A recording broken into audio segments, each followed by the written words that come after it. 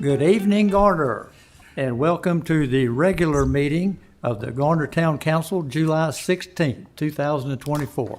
And we have an outstanding audience here this evening. I can tell people are motivated to be here, eager for knowledge, and eager to have their positions listened to. And that's what we're here to do. Thank you for being here. The meeting is called to order, and we start with a roll call. Mayor Gupton. Here. Mayor Pro Tem Vance. Here. Councilmember Behringer. Here. Councilmember Dellinger. Here. Councilmember Matthews. Here. And Councilmember Singleton. Here. And we follow that up with the Pledge of Allegiance and invocation led by Councilmember Kathy Behringer. I pledge allegiance to the flag of the United States of America and to the republic for which it stands, one nation, under God, indivisible, with liberty and justice for all. Okay, please join me for the invocation. Father God, we come before you this evening, humbly seeking your wisdom, guidance, and healing. We ask for wisdom and guidance as we make decisions that will help us lead our town forward. And we seek your healing, restoration, and unity for our nation. We attempt to recover from the recent tragic events. Let us not be wise in our own eyes, but let us seek your wisdom and your guidance. Amen. Amen. Thank you, Ms. Behringer. And sometimes I get the opportunity to interject the thought for the day, and I don't exercise that privilege every time, but I thought I would today. And you kind of touched on it, the hard times last week. And my thought for the day is that Garner's greatest strength is our strength as a village where we know our neighbors and help each other. That's who we are. And we focus on the things that we have in common, and we work around the issues that could divide us. This is just the way that we are in Garner. National events affect us. I hope that we can affect the national outlook, at least in our little corner of the world. Last Saturday, we saw a national tragedy, an attempted assassination of a presidential candidate and former president. Also, the collateral damage of a local firefighter who was protecting his own family was killed. I've seen a series of these kind of galvanizing events in my long life. Compared to President Kennedy's assassination in 1963, followed by the assassination of Attorney General Kennedy and civil rights leader Martin Luther King, President Reagan in 1981, serious assassination, serious injury. He pulled through, thank goodness. We saw the attack on America, 9/11, 2001, that started the war on terror, and now this. It seems like every 20 years something like this comes along. But every time, America is pulled together to get through this kind of trauma. This time I've already seen a positive response to a terrible event. Both party leaders have pledged to avoid divisive attacks and help us promote unity. I know this won't last forever, but let's promote it while it's here. Let's focus on the unity. It's a reminder that it's time to move beyond divisiveness, hate, and violence. We have to focus on the things that bring us together. So let's share the strength of our village. Know your neighbors, help each other, and spread the love. Move away from the divisiveness. Thank you for everything that you'll do in your neighborhood and your community. I know I can count on you. Now we move to petitions and comments, and I always read this little disclaimer. It's important to have all these little words. This portion of the meeting is to receive comments from the public on items not included in this agenda regarding matters germane to town policies or business or subjects within the town council's real or apparent jurisdiction. Individuals or group spokespersons must sign up with the town clerk prior to the start of the meeting. The council is interested in hearing your concerns, but may not take action or deliberate on the subject matter brought up during the petitions and comments segment. Topics requiring further investigation will be referred to the appropriate town officials or staff and may be scheduled for a future agenda. And now I'll ask our town clerk, has anyone signed up to speak during the petitions and comments? Hearing none, we'll move along to our regular calendar here, and we will officially adopt the agenda, and I will ask council members for a motion and a second on this. So moved. Second. Moved by Councilman Matthews and second by Mr. Vance. This is pretty routine, so I'll ask for a voice vote. All in favor of adopting the agenda, please signify by saying aye. Aye. Any opposed by nay? Hearing none, it passes unanimously. Presentation, no softball awards, no handouts, no certificates, no proclamations. We'll move right along to the consent agenda. And these are items that have been studied by our staff and our councilmen over the preceding weeks. They're lumped together for ease of dispensing with. We don't discuss each one. So I will ask any council member if there's any item on the consent agenda that you want to see pulled out and discussed in more detail. I'll ask on number 5, and it's just to get more information for the council. I spoke with Mr.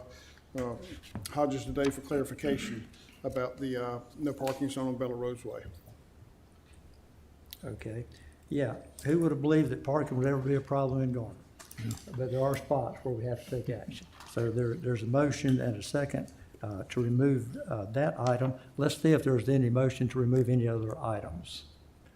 Okay, so I think we would take a motion to adopt the consent agenda minus item number 5 that would be put aside for future development. So moved. Second. Okay, Mr. Singleton makes the motion, Mr. Matthews second. All in favor of adopting the consent agenda minus item number 5, please signify by saying aye. Aye. Any opposed by nay? That passes unanimously. We will deal with that issue again at a later date. No, this one, if I just asked for clarification from Mr. Hodges, we can vote on it. It won't take but a minute. If you'll just tell the council what's going to be done there, as you told me to clarify. Yes, sir. Mr. Singleton asked earlier today for clarification on the map and some of the language that is in your memo. On Bella Rose Lake Way, which is a pretty narrow road, we also have access point to one of our public parks, Centennial Park. We have had the fire marshal, our inspections office, fire inspector, and engineer's office, engineer department take a look at the width of that road, and it meets the criteria for establishing a no parking fire lane on one side of the road. So we will be establishing that if you take action tonight to approve it. One thing to clarify for the map is the red line on your map that indicates the end of the publicly dedicated roadway ends about halfway down the road as it approaches Bella Rose facility. The road dedication to the public ends at the cul-de-sac that was then linked and then from the cul-de-sac down to Bella Rose's facility, it is not a public street. But because we're establishing a fire lane and not a regular no parking zone, our staff will work with Bella Rose to change the signs that they have there on the portion of the road that is not publicly dedicated to no parking fire lane, so that our police, our fire marshals, and anyone else can support anyone who is parking there and enforce rather the no parking along that way. Mr. Singleton, does that provide the clarity you were looking for? Yes, I had someone who works there contact me a few months back, and I contacted staff because if you go there, mainly on the weekend, and there's an event at the shelter, there are cars parked on both sides, and it's pretty narrow. And you know, fire department is first responder, and if they go with the vehicle they're in, if they're taking the ladder truck, that's very narrow for that vehicle to get through, and there are other trucks. So that's why I brought the staff's attention. And so we do recognize that there's a parking challenge near the shelter at the park. A forthcoming parks improvement project will be to do some work at Centennial Park to replace the playground and replace provide some additional accessibility there. And so once that is done, we will be working with the public to try to help them encourage the use of the large parking lots for those who are able to use those and the other spaces for the folks who need additional assistance getting access to the shelter facility. Okay, thank you for bringing that up, and thanks for the explanation. It's good to hear this. I'm guessing that this suggestion, like many, came from a citizen somewhere along the line, or a property owner. Came from someone who worked there and contacted me and said, will you take a look at this? And then I asked staff to take a look at it. Excellent. So that's where we count on all of you to bring these things to our attention that we can't deal with. And I'll ask for guidance from our town manager, town attorney. Is this something that we will see on a future consent agenda to take specific action on that? We can see it right now. I move that we approve consent agenda item number 5 that we just discussed. There's a movement from, a motion from Mr. Singleton to adopt item number 5 as well. Second. A second from Mr. Matthews. I'll call for a voice vote. All in favor of approving item number 5 signify by saying aye. Aye. All opposed by nay. Hearing none, that's unanimous. Thank you. Thank you for bringing that one out. Good discussion.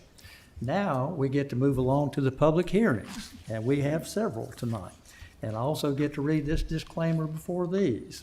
The first 4 public hearings on tonight's agenda are legislative hearings, which do not require sworn testimony.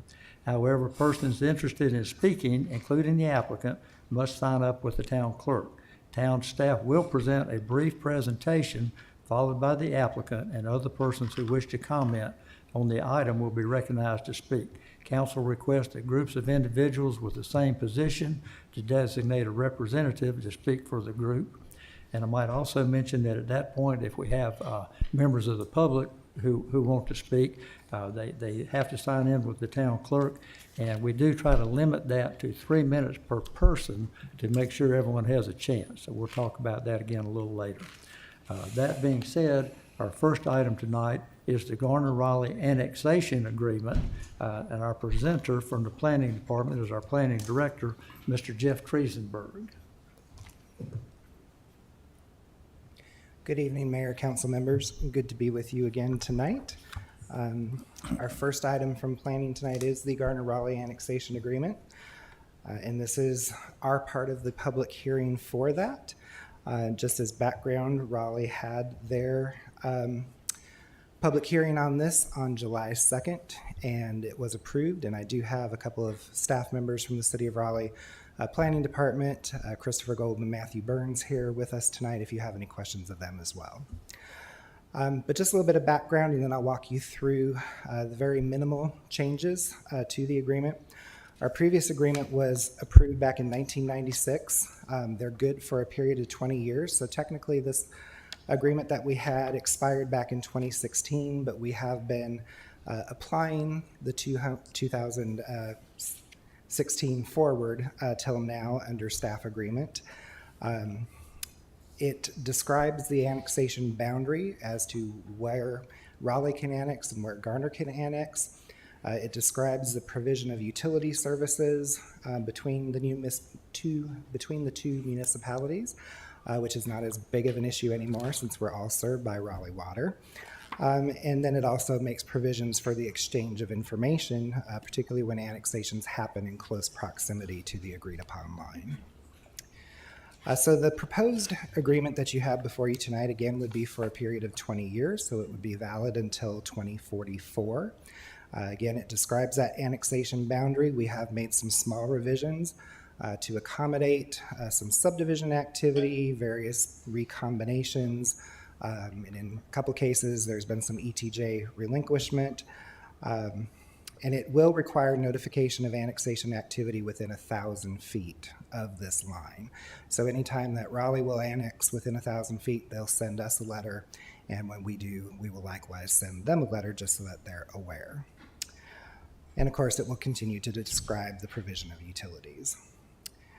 So this map shows the line along its whole distance from Lake Wheeler Road up around the NC State property here, the ag farm, then running across through up around Tryon Road, then down between Tryon and Mechanical, up around Cloverdale, over onto Creech, cutting up over to I-40, down I-40 along the northern boundary of the quarry, over here to Rock Quarry Road and Old Balcom Road, and then across to the county line.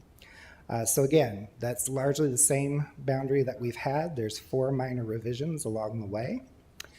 The first one is over here off of Inwood Forest. This is where we relinquished some ETJ back in 2018, I believe it was.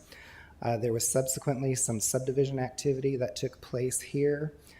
So with the establishment of these parcels now, we just want to move that line over. You can see where we have existing ETJ still on a couple of parcels right here. So a very small shift. This is probably the most critical piece that would be changing jurisdiction from Garner to Raleigh. This is up along the Tryon Road extension that would go over I-40. There's a piece of property here that is owned, I believe, had some ties to the development that's already happened in Raleigh. It's not accessible by road from anywhere within Garner's jurisdiction. You would actually have to go out onto Tryon and then back in. So there is a little stream draw through here. So this would move the line from where it is today down to this stream. But in return, Garner will also get something from Raleigh. We always like to trade. So here, this is along Rock Quarry. This parcel, this piece of land right here that's enclosed by the blue and the orange dash line is actually part of a larger parcel that is already within Garner's jurisdiction, our ETJ. So probably 75 to 80% of the parcel is already within our ETJ. So Raleigh has agreed to move the line to follow that property line so that the owner does not have to develop under 2 jurisdictions. And then lastly, probably fairly inconsequential because I believe some of this land is in state ownership, but again, a parcel line has shifted so as not to split the parcel. This little piece right in here would actually come under Garner's jurisdiction instead of Raleigh's. There will be a future step required for that one part that I pointed out that would be going from Garner to Raleigh.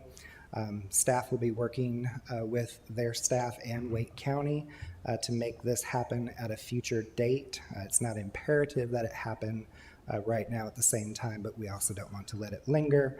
But we will have to do a relinquishment of this little triangular area, and so that Raleigh can accept it into their ETJ. So just to be aware that that would be forthcoming. So the next steps would be to receive any public comments on this matter tonight, then close the public hearing. As noted, both staffs are available here if you have any questions, but we do recommend approving ordinance 2024-5283. Thank you, Jeff. Very informative. I'll now ask the council members if they have any questions for Mr. Triesenberg. Singleton? Okay, questions? Okay, seems well thought out. I'll also ask our town clerk if any members of the public have signed up to speak on this item. Oh, excuse me. Thank you, Mr. Mayor. As Mr. Triesenberg mentioned, there are 2 representatives from the city of Raleigh, but they indicated that they're available for questions. There were no other members of the public who wish to speak on this item. Okay, so no members of the public, but we do have a couple of Raleigh folks to answer questions, and I'll ask the council again, any particular questions for our representatives from Raleigh? No questions. Okay, thank you very much. Well, at that time then, I will close the public hearing, and I'll ask council members if there's a motion related to adopting this ordinance. I move the adoption of ordinance 2024-5283. Motion by Mr. Vance, is there a second? Second. Second by Ms. Behringer. There's a motion and a second. I'll go with a voice vote on this. All council members who are in favor of adopting this ordinance, please signify by saying aye. Aye. Any opposed by nay? Hearing none, that passes as adopted unanimously. Thank you very much, Mr. Triesenberg. And don't go far, you might be up again on the next one. This is the voluntary contiguous annexation petition related to Spring Drive townhouses. And again, if I remember correctly, this has been through several stages of approval, rezoning, et cetera, and this is kind of the final technical step of this process. And with that, I'll turn it over to you, Mr. Triesenberg. That is correct. Thank you again, Mr. Mayor. This is case ANX 2405 for Spring Drive Townhomes. Just to give you a little general orientation, the star marks kind of where we are in Garner. So we're right there along Timber Drive, just south of Woodland or Grovemont Road. And zooming in, you can see our contiguous corporate limits that exist today in blue, and you see the site outlined there in red. As we noted, a majority of the site that was part of the Spring Drive Townhomes project is already within the corporate limits right here, but this part is not. So this would be to clean that up and make it all part of the contiguous corporate limits of Garner in order for them to hook up to water and sewer. So again, the owners are currently Tri-Land Co. It would be contiguous, and it's just about 2.23 acres. Again, our recommendation is to adopt the ordinance, and the applicant is here just in case you had any questions of them as well. Okay. Now, I'll ask the council members if you have any questions for Mr. Triesenberg on this item. Okay. Are there any questions for the applicant who has a representative here? Okay. Well, in that case then, have we got any other individuals who have signed up to speak on this item? No one has signed up to speak on this item. Okay. That being the case, then I will close the public hearing, and I'll ask the council members for a motion related to this ordinance. Mr. Mayor, move we adopt ordinance 2024-5284 to extend the corporate limits of the town of Garner. Second. Mr. Singleton makes the motion, and that was seconded by Mr. Vance, I think. Okay, we'll call a voice vote on this one. All in favor of that motion to adopt the ordinance, please signify by saying aye. Aye. Any opposed by nay?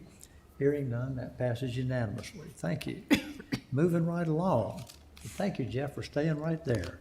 We have a voluntary contiguous annexation petition, again, a similar step in the process, but a different project. This is the Cambria project, and Mr. Triesenberg, if you would fill us in on this one, please. Yes. So this is a case ANX 24004, the Cambria, formerly known as the Walters Buffalo Project. Again, just giving you a general location and orientation to where this is in Garner. We're out here by South Garner High School. Zooming in, the boundary of the site. You'll see that we have both contiguous corporate limits to the direct west at South Garner High School and to the north at the Meadowbrook Park property. This again would be a contiguous annexation comprising 7 different parcels. It's a little over 128 acres. We would also be taking in 8 acres of public right-of-way. Again, we would recommend adoption of the annexation ordinance. This would allow the town to start exercising its in-town regulations, both within the UDO as well as in the town code. And again, I don't believe the applicant is here tonight for this one. Oh, they are. Okay, great. So if you have any questions for them or for us, we'll be glad to answer any of those. Okay, well, again, let me ask the council if they have any questions for Mr. Triesenberg first. Mr. Dellinger. Yep, I have 2 questions, one for Mr. Triesenberg and one probably for the town attorney. The first question is, what would be the impact on density if this were not allowed to be annexed into the town?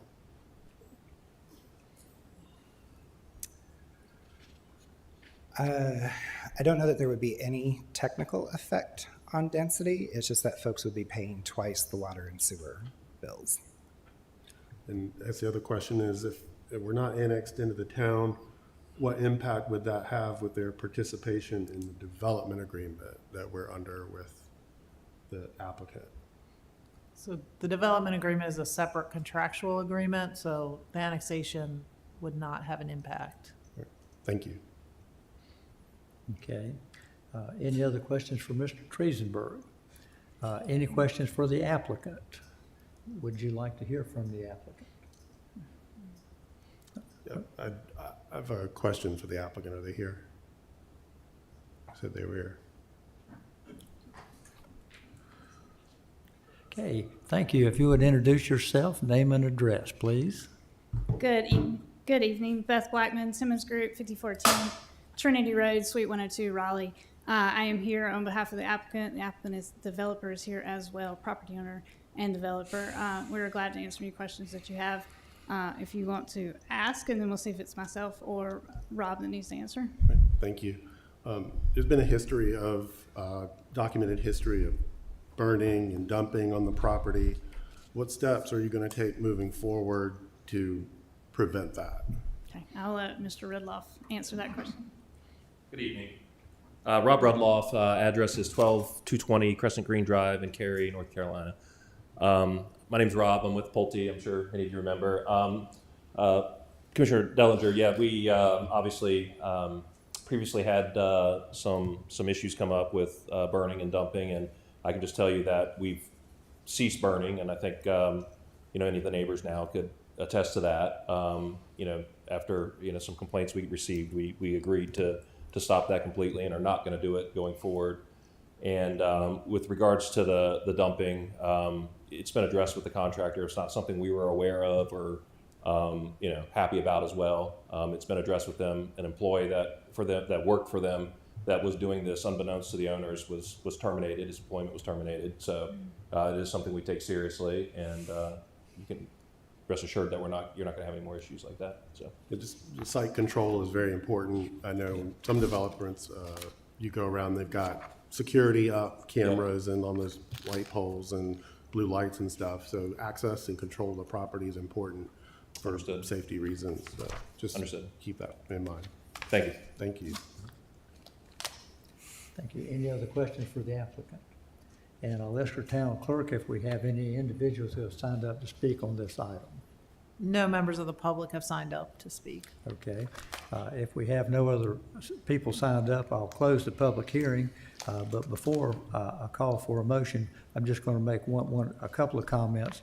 One of the neighbors out there asked, why is the annexation at a different time than all the rezoning and starting, et cetera? And the short answer is there are pros and cons, but we are reevaluating the town's stance on when does the annexation fall in the process. There are some pros that if the property is immediately annexed, then the town has jurisdiction over things like burning, like dumping. There's other negatives, but it's something we're looking into. That was a good suggestion. Also, to commend the neighbors out there for paying attention, and as Rob with Pulte said, he was glad to learn that something was going not the way they wanted it, and was able to take action against a subcontractor, a sub-subcontractor, whatever it was, who was taking advantage of the opportunity to dispose of debris from another site and doing it improperly. So again, thanks to the citizens who spoke up, helped bring this attention to bring it to the attention of everyone who wanted to do better. So the public hearing is closed. I'll ask council members, is there a motion related to this ordinance of annexation? I move the adoption of ordinance 2024-5285. Okay, is there a second? Second. Okay, a motion by Mr. Vance and a second by Mr. Matthews to adopt the annexation petition. So that being on the floor, is there any other further discussion from council members on this motion? Well, this one, I think I'll call for a roll call vote for clarity, specificity. And that being said, I'll start at this then with Mr. Matthews.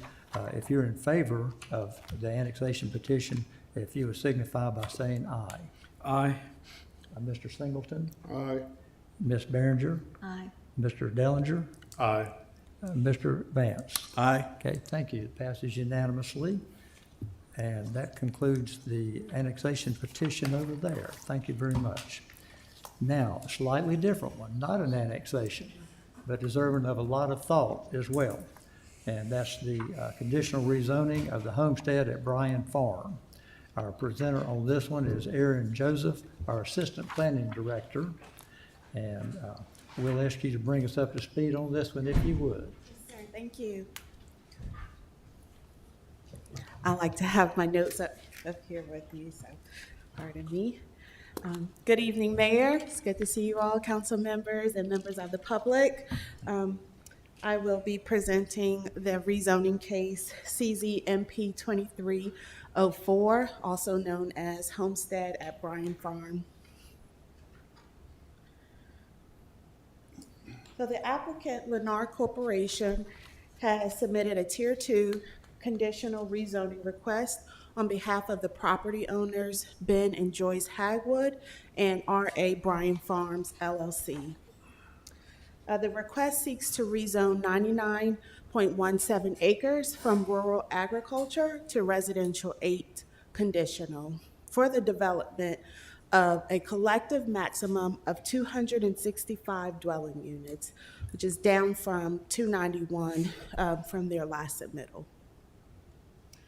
The site is located just west of Hebron Church Road and just north of Clifford Road. So you have Clifford Road here and Hebron Church Road here, just on that western boundary.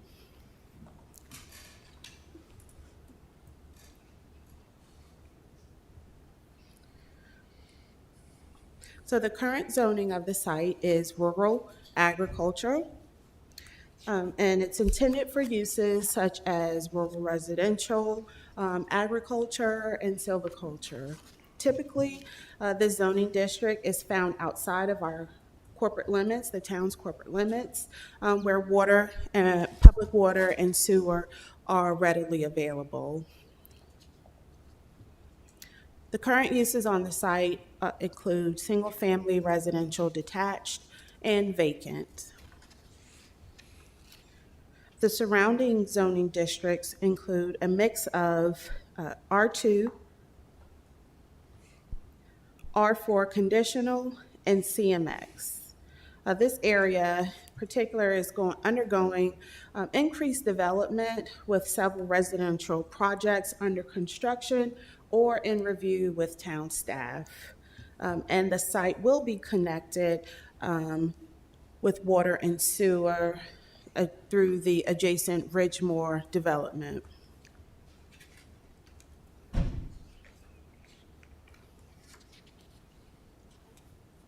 The site is not located within an activity center, but the nearest activity center is towards the northeast, the neighborhood activity center.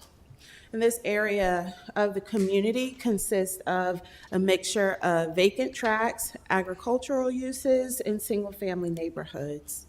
Since 2015, this area has been transitioning from low-density rural agriculture to suburban developments and densities. And several projects have been approved in this area over the last several years. You have Oak Manor as well as Magnolia Park. And the high school was approved within the last 5 to 6 years.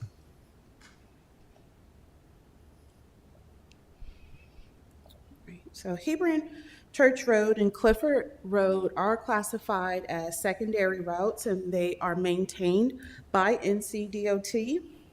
The most recent NCDOT traffic count was September 2023 for Hebron Church Road, just south of Ackerman, so just about in this area, with a total count of 6,681 average daily trips. And then you have Clifford Road near New Bethel, which is just down here off the screen a bit there, but that's about where Clifford and New Bethel connects. And there, that average daily trips is 3,241.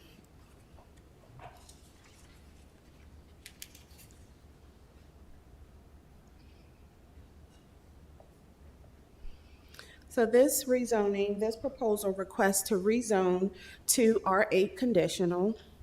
The applicant has narrowed the potential uses to 2 out of 18.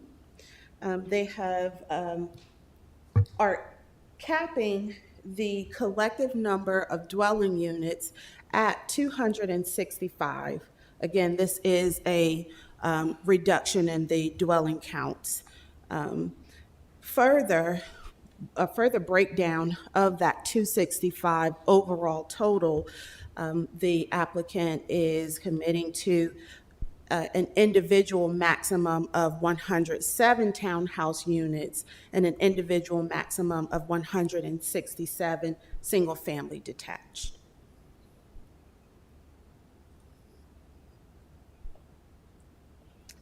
The applicant has also fine-tuned and revised their proffered conditions. Again, the number of dwelling units, the total collective will not exceed 265. There has also been an added commitment to share in the costs of the White Oak Bryan Road improvements as identified in the Walters Buffalo Development Agreement. They have committed to architectural standards that include garage windows and decorative hardware, a minimum square footage of patios, 80 square feet, decks and porches, a minimum size of the front porch, as well as size of the non-decorative columns or pilasters.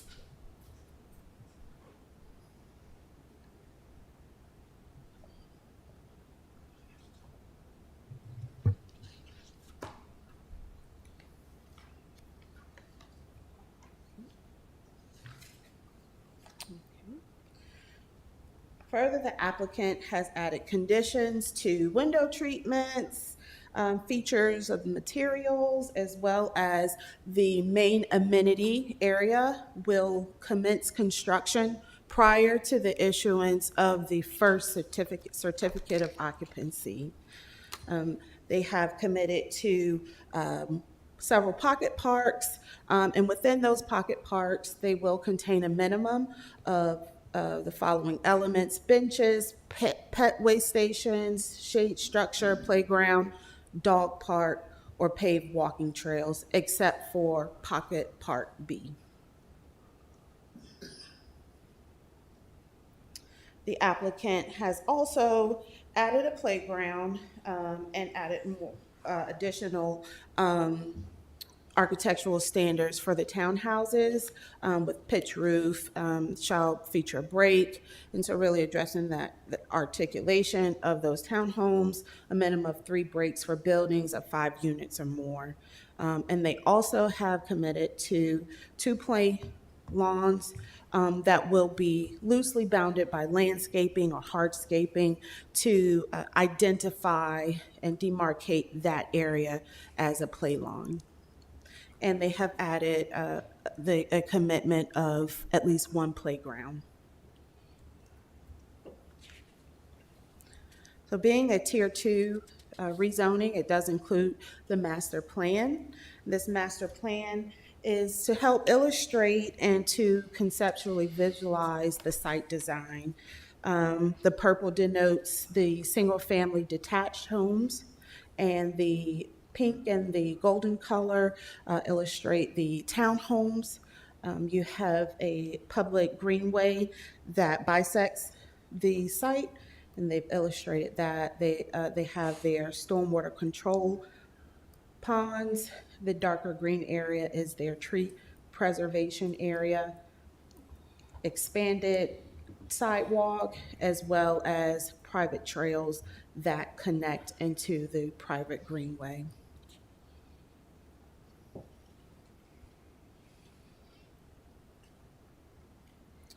All right. The master plan also features the total number of single-family detached and townhomes. It is it's showing 158 single-family detached and illustrating 98 townhomes. But again, keep that number in mind, that maximum 265, and that breakdown of 107 individual maximum for townhomes and 167 individual max for single-family detached. The site is required to provide 9.92 acres of open space 25% of that must be active, and a combination of conservation and recreation space. The conservation portion includes repairing buffer areas and wetlands, and they have the recreation as qualifying open areas, amenities, pedestrian trails with connections to the new segment of the public greenway. I have that illustrated here on your site.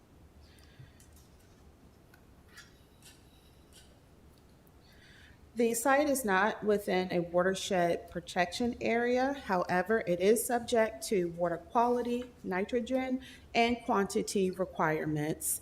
And there are 3 surface stormwater control measures.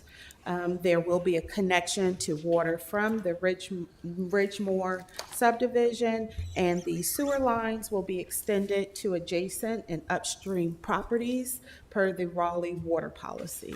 So the blue shows the water lines, and the green shows the 8-inch sewer line.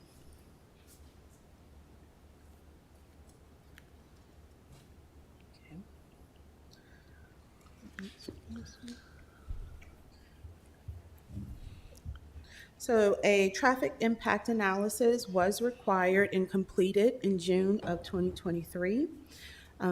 Based off of the assumption and the initial application of a maximum of 310 dwelling units. It was expected upon those numbers to generate 2,555 trips. However, these numbers will be slightly higher than the current proposed maximum, but staff estimates that the new maximum number of expected daily trips to be approximately 2,411. So you have these numbers here as the AM peak 44 trips in, 134 trips out, 1 PM 134 trips in, 87 trips out. So these numbers are going to be slightly higher because of the initial assumptions that were based off of the TIA that was completed in June of 2023. No off-site improvements are recommended as needed to reflect the limited proportional impact and the added traffic generated by this proposal. The figure here to the left, it's difficult to see that, but it shows a future build out at 2027 and the requirement for a new 50-foot dedicated northbound lane, turn lane on Hebron Church Road. We have that there. And then a new 50-foot dedicated westbound right turn lane from Clifford Road.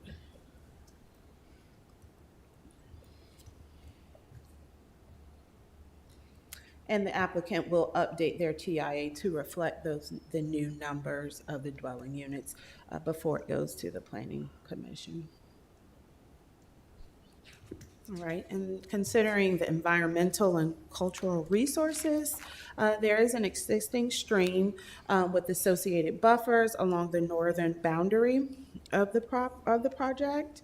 A public greenway is proposed along the utility transmission easement, roughly about here, that bisects the site, and also a public greenway site path link between the transmission easement corridor and the Hebron Church Road corridor via Clifford Road. The historic farmhouse on the corner of Clifford Road and Hebron Church Road is proposed to remain, and the existing pond is proposed to be drained.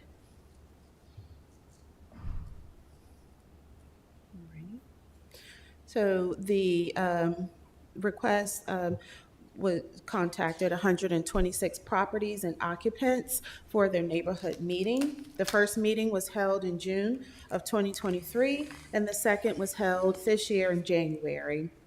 9 attendees attended the first meeting, and the second meeting had a total of 11. And you do have the full meeting information in the staff report.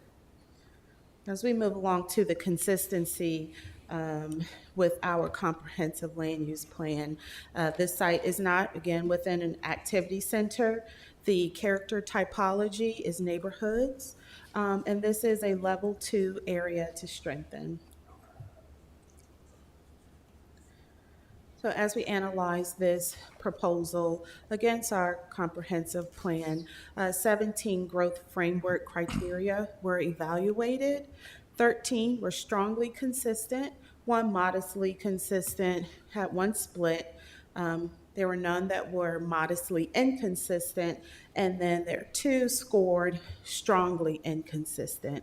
And those 2 strong inconsistencies were related to the front-loaded townhouses and the form of the small lot, single-family detached homes.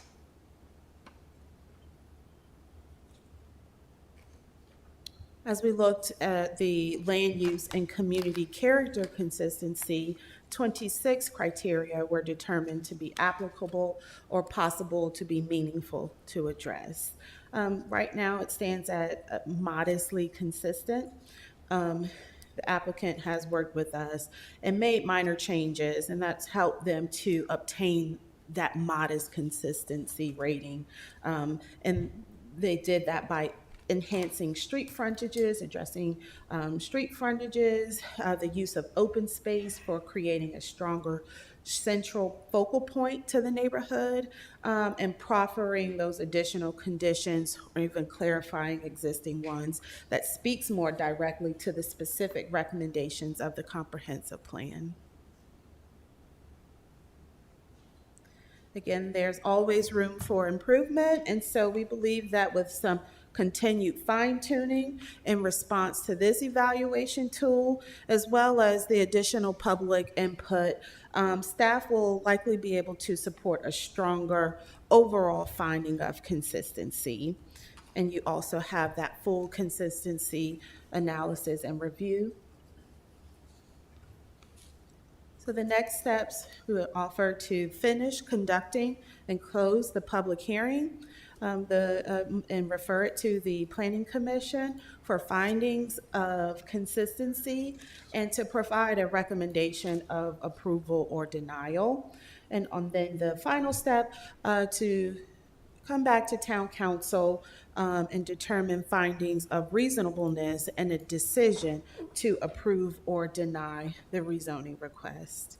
Thank you. I am available to answer questions. The applicant is here this evening as well. They have provided a presentation, and so I will step aside unless there's questions for me right at this moment.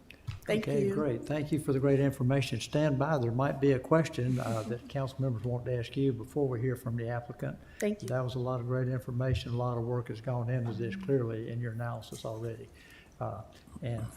Do we have any questions for our Ms. Joseph right now? Yes, just one minor question in reference to the number of units, 265 dwelling units. That's Yes, what sir. we have now, with 107 townhomes and 167 single-family detached homes. Right. It doesn't add up to 265. And that's because the maximum, they cannot go over that. They cannot exceed 265. So that allows a little bit of buffer room. So you say, okay, you'll have 107 townhomes. That means you're going to have to reduce a little bit the number of single-family detached and vice versa, so that it does not exceed that 265 minimum. So they've added a 9 unit count buffer in that number, but they cannot go above those maximums that have been set. Okay. So at no time they would not be able to have 107 townhomes and 167 single family. There's a little bit of wiggle room in there for them, but at no time can they exceed 265. So that'll be more or less discussed in finer detail if this proposal moves forward at site plan and subdivision. Okay. Thank you. Yes, sir. Mr. Dellinger? Just one question on the traffic. I see numbers for everything but sort of White Oak and New Bethel. I see New Bethel, but what sort of projections have we done for everything that's been approved and currently under construction? Basically, the full current build out of everything down there before we add anything else. So what is the maximum traffic that's going to be generated just by what is already in the works? I'm not sure of that answer. I may need to defer to maybe Jeff or to the applicant if there has been any further details and taken into account the totality of all of the development. Okay, thank you. You're welcome. Just to add to that, we have started pulling the numbers now that we've found the September 23 DOT and trying to present some data that would make sense to folks. So we would hope that we may have that in time for Planning Commission. And would you also, from that data, be able to discern the, I'm gonna ask Mr. Vance what the right word is for signalization throughput. What am I looking for? I don't know. You know, the signal, you know, the condition or whatever, and they get rated on the scales, right? Warranted, if it'd be Yes, warranted yes, for, yes. if it'd be warranted for a single. So Yeah. would we, when we have all those numbers and add them in and say, we're building all this out, what is the state of this light, New Bethel and 50, and then Ryan Road when it comes, and White Oak, and now the new fun and exciting Ellendale, White Oak, and Timber, and White Oak. So will we be able to project what the condition of those intersections will be? I don't know that we'll have the capability to get that specific without having a traffic engineer brought on board to help us with that. We do know that the capacity numbers, that 18,300 that we talk about, we do know that that is roughly somewhere between a level D and E, but it's something that's considered acceptable, but it's pushing that. So some of the analysis that we're doing, we're kind of backing off of that a little bit to leave us a little bit of buffer rooms, like 90% of what that capacity is. So what we'll be able to do is hopefully give you a little bit of an idea of what the capacity situation looks like leading out to 50 and leading out to White Oak. And so that will probably be as far as we can go with it without bringing somebody else on board. Okay, thank you. But that should be hopefully some help. All right, thank you. Hey, Ms. Behringer, questions? Mr. Singleton? Okay. Well, thank you very much, Ms. Joseph, and I think the applicant is going to provide a presentation this evening as well. If you would please introduce yourself, sir. Good evening, Mr. Mayor and members of council. I am Collier Marsh with Parker Poe at 301 Fayetteville Street here on behalf of the applicant. I've got representatives of Lennar and McAdams that can answer any questions today. So this is the homestead at Bryan Farm. Actually, the second time that we've been in front of council. You may recall all the way back on May 7th, we presented this.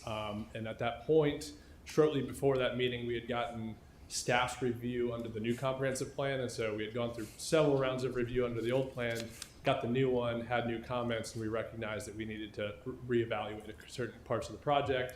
So we came to council on May 7th, gathered feedback from council, and then worked with staff to make a number of changes since then, which we'll summarize in this presentation. Did want to clarify just at the start in regards to traffic.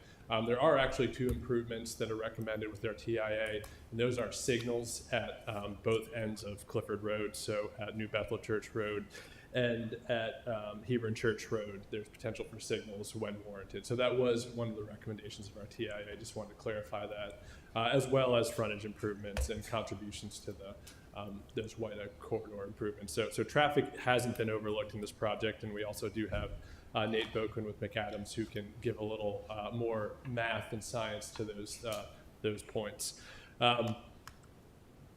We've covered the site and the surrounding area and the future land use map and comprehensive plan consistency.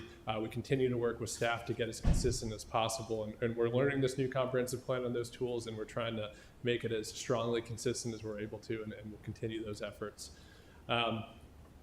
So this is the master plan that was presented to council back in May. And so again, we recognized we were going to have to make some changes. We wanted to hear from council as to what the overall impressions were of this project, so we knew, if we had to make changes, we could make them all at once. What we heard were a lot of common themes about ensuring that these are, the right housing products for the area, that they're compatible. But we heard concerns that generally aligned with density in the area, concerns about impacts to the surrounding community, and frankly, just a little too many townhomes within the project. The thought behind the layout here between single-family, detached, and townhomes was, if you look to the projects to the north, we've got an easement that separates it into two sides. And on the left-hand side of the easement, there's single-family to the north. On the right-hand side of the easement, there are townhomes to the north. So when we looked at this site, we said we would continue those development patterns. In our eyes, that's creating consistent development with what's neighboring it. And so we had a combination of single-family and townhomes that you see here. But understood that there were concerns still with that overall layout. I recall Councilmember Vance commenting about just the overall ratio, that we had about 70% townhomes, as you see here, and could we get closer to 40% townhomes? And so what we present to you tonight is just a touch better than that. So we have switched a large percentage of the townhomes from the previous iteration from townhomes to single-family detached, and actually got below that 40% number, so now we're at about 38% townhomes. In doing so, we essentially swapped townhomes for single-family detached. Our density inherently goes down. And I'll talk about some of those numbers. They're a little confusing, and we're willing to make them as clear as we're able to, and we can work on that. But ultimately, we swapped single-family in place of townhomes, which has the effect of reducing density, creating, I think, the mix that Council was seeing here. One of the things that may be less apparent is we also added a new product type. We heard comments about wanting to have a step above, having that next product type, having more. So we previously had 22-foot wide townhomes, 26-foot wide townhomes.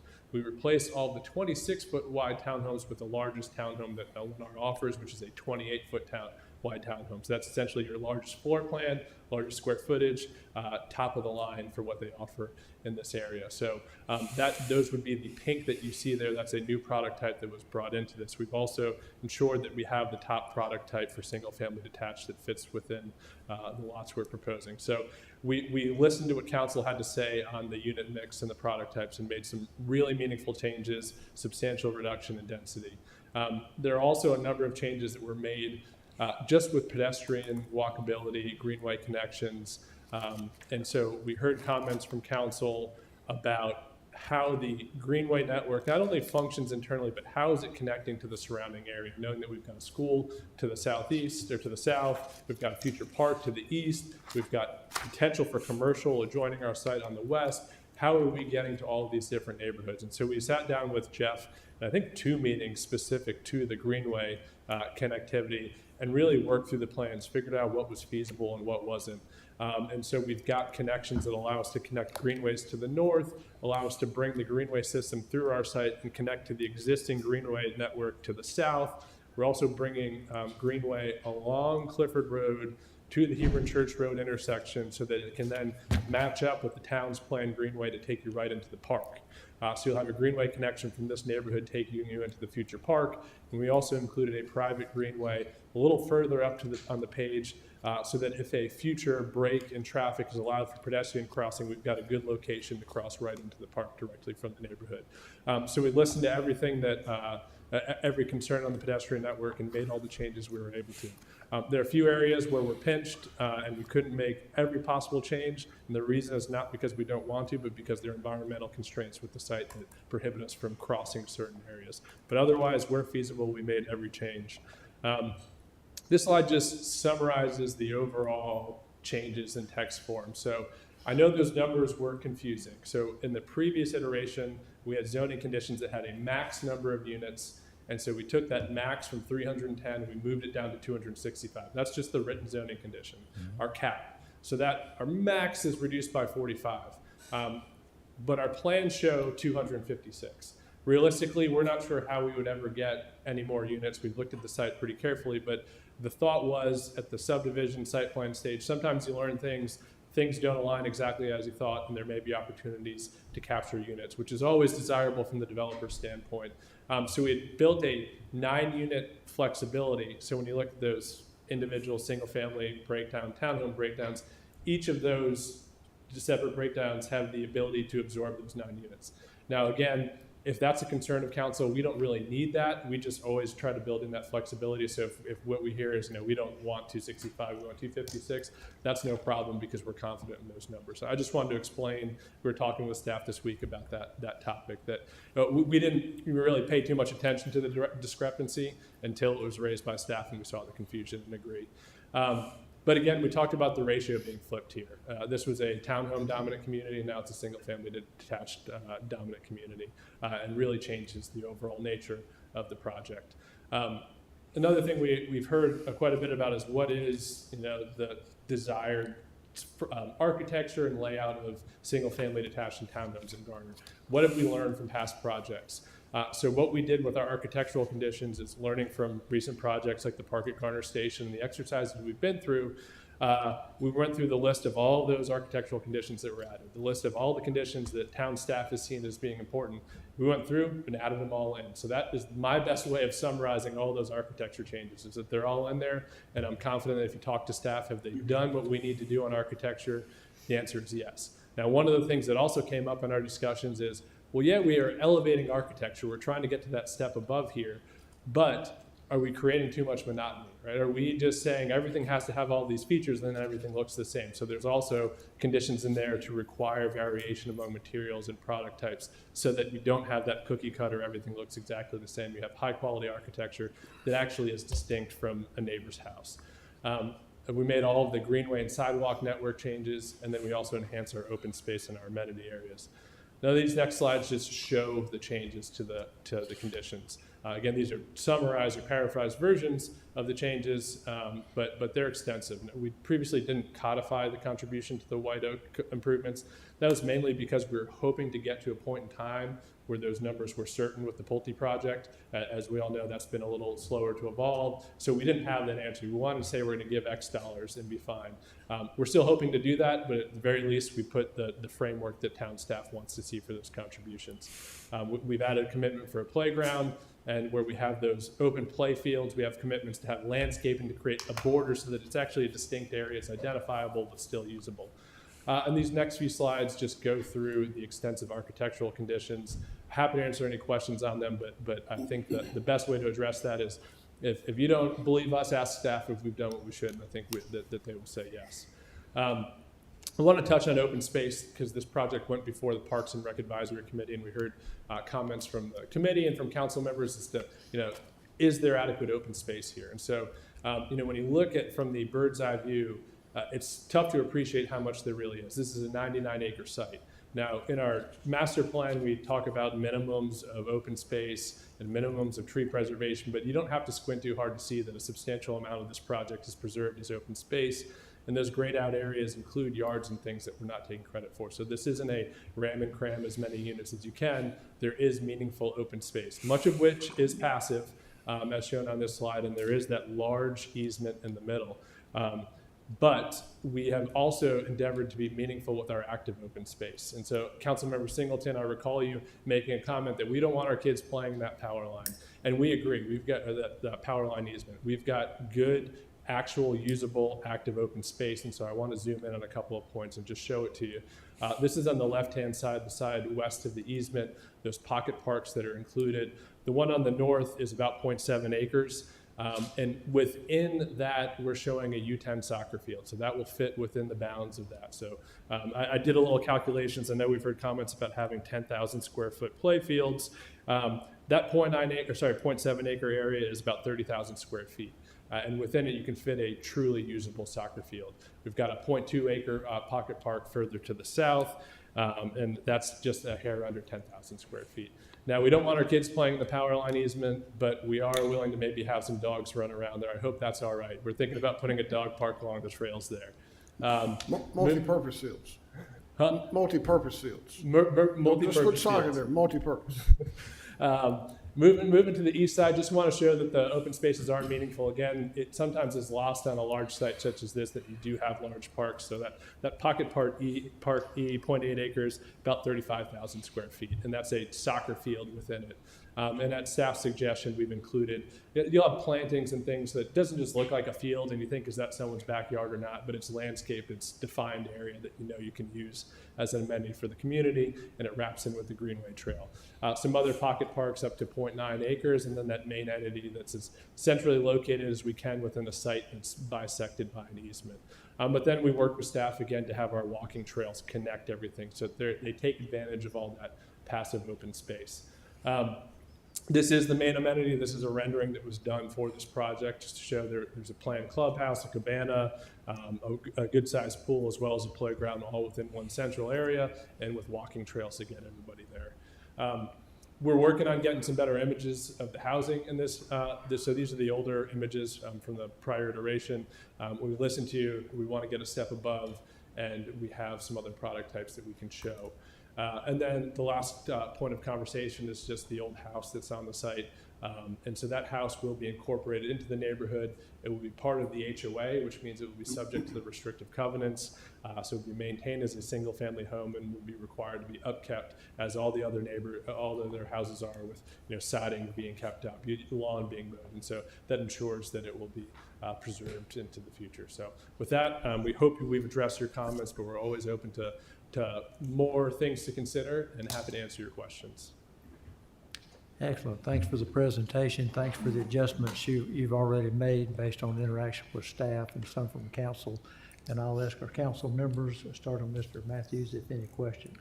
No questions. I know we've had some good meetings, and speaking for me, I can appreciate the dialogue we've had back and forth, and your willingness and your company's willingness to listen and do what we to do to make this project even better than initially had come to us. And I think you've achieved those goals. So that's all I had. Some good comments. Thank you, Mr. Singleton. So the house we're looking at will be under the purview of the HOA, so it'll still be used as a single-family residence. So someone will, I'm assuming, rent it or lease it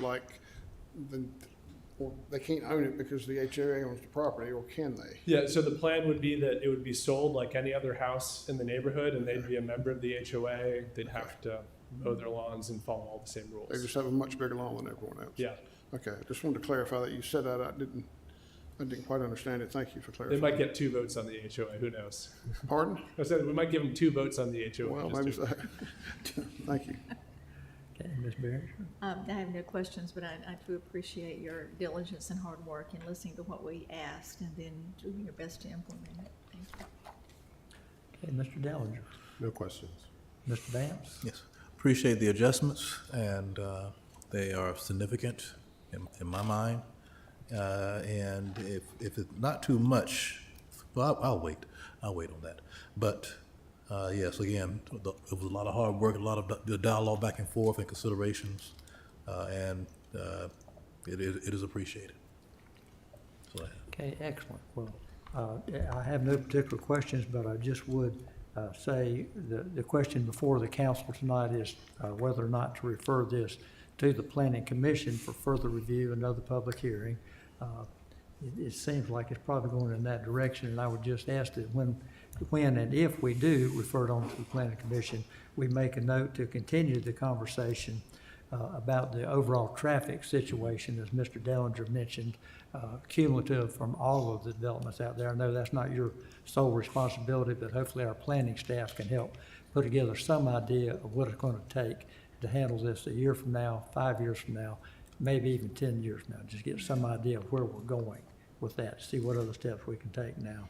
And also to continue what you've already started, emphasizing the quality on the product over there, the larger townhouses, as you say, keep refining the zoning conditions on the details of the homes, and for the Planning Commission to pay particular attention to size and quality of all of those things, which has to do with the ultimate tax assessed value of those, which has to do how much tax do they pay us and how much do they pay more than it costs us to provide the services. We've gotten more and more tuned in to this break-even point, and the community's being not only self-sufficient, but maybe even revenue positive enough to help other areas in the town. So I'm sure the Planning Commission will be paying attention to that as well.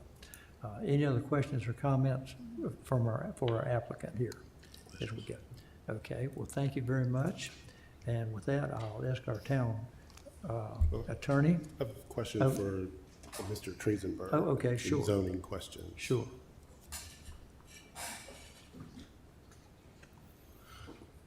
I know you didn't do the presentation, but you've been around longer to know what all the zoning is around. My research indicated this R8 would be the highest density in that entire area beyond Cambria. The others are R2 and R4. Is that correct? Right, So this would be a magnitude higher in, again, for sort of the record and for planning commission's benefit as well. Our, no question pending. Our UDO, our Garner Forward says, or no, the UDO says for R8, residential and urban character and potential, house scale, neighborhoods are very walkable, often border or within a short distance of commercial or mixed-use districts where shopping, retail, and services exist. R8 districts may also provide a transition from more commercially active districts to lower density, lower single-family districts. So we're putting a high-density project in the middle of lower-density residential, which seems kind of inconsistent. The other, in our Garner Forward plan, it is listed as neighborhoods, but there's a broad range of items in neighborhoods, single-family detached, townhomes, duplexes, quadplexes, condominiums, apartments. And it also says, and sometimes mixed in the same mix of neighborhoods are formal supporting neighborhood and formal supporting commercial nodes within that. So before Planning Commission is a high-density, non-commercially integrated project that on the face of those two items alone is inconsistent with a commercial desert, I will call it, in that part of the town. I just want your assessment, is my read of those sections of our Garner Forward plan accurate? So when you read them at that face value, I would generally agree with you.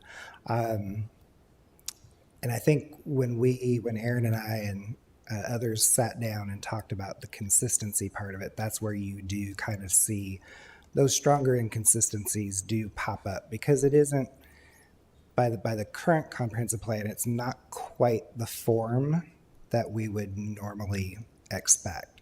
So that's where those kind of rose to that level of inconsistency. They have conditioned it to a lower density than what the R8 would allow.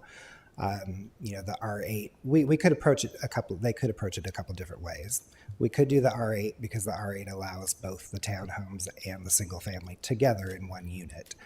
Or we could, approach it from a divided zoning and zone part of it R4 and part of it, MFA or something like that. So, we kind of take that into some consideration as well, that, it is R8, yes. Is that the preferred route? May not be the preferred, but we kind of have to balance what's easier, what's better, and just kind of make those value judgments as well. And the other outlier is it being a level 2 area to strengthen, which indicates and highlights specifically strategic investments and being 1 to 3 stories. I don't find townhomes and single-family homes to be alone a strategic investment, which also seems to be inconsistent. The backpedal away from the desire for commercial in the heart of maybe 5,000 or 6,000 residential units gives me pause. Sure. I don't think we've tried not to lose sight of the fact that there is some adjacent property that is zoned to help zone for that. We don't have a proposal in front of us right now. And maybe, I think it's somewhat, there's a question out there is the market ready yet for commercial out there? I think we've got a couple of places, at least in reserve, that could accommodate that, being right at the corner of Bryan and Clifford and then up closer to the roundabout. So we try to keep that in mind as well, too. And just the last comment, our history shows that there's not the willingness to set aside those commercial parcels unless we advocate for that. We've seen that along 401. We've seen that on North Garner Station. There's like 5,000 square feet. We end up with 20 or 30. So I think, again, these commercial opportunities, when they're there and called for by the UDO and the Garner Forward Plan, we need to seize them. And if it's not ready now, maybe it'll be ready in 5 or 6 or 10 years, but it's not going to be there if we just make it all commercial. Yeah. And maybe one of the things that we can do as staff is kind of bring that to the forefront in our presentations as to where we kind of see that happening and kind of maybe show that in more of a broader context of this is before you today, but now here's what's going on potentially around the periphery and where staff sees that some of those reservations are probably maybe more critical or we don't want to lose sight of, and document. Thank you. Yeah. Hey, Mr. Vance, any questions? No comments? questions. Okay. Actually, just to follow up on Mr. Dellinger's comment about the commercial, I believe there was a slide that you had that kind of showed where that is. Could you refresh our memory and show on the map there the property is already zoned commercial that is actually contiguous to this plot, just so we can kind of be thinking about that going forward? And the rain comes down. It may be that one right there. But yes, you do have, I'm not sure how big this is. My Jeff, guess could is you go probably full about, screen? Could you go into slideshow oh, mode, sorry, yep. please? Thank you. Oh, that put me back at the front. So I'm going to just guess that this is probably around 10 to 15 acres here along Bryan Road, just south of the elementary school. And then, of course, we do have the activity centers identified up here closer to the roundabout. You see some existing NMX zoning, not as much as I think what the activity centers would call for. So we would be expecting more commercial rezonings in the future in this area as well. I guess to your point, the fact that there's existing commercial there means that there's the opportunity for it, and it could be part of this project. And there are propane tanks and other things on part of those. The likelihood of that getting developed without significant investment is very slim. Again, we want the best. We need to advocate for the best. And when we have an opportunity in front of us, a developer, an applicant in front of us, we can't control what's happening to that property. They may come back and want to rezone it for townhomes. I don't know.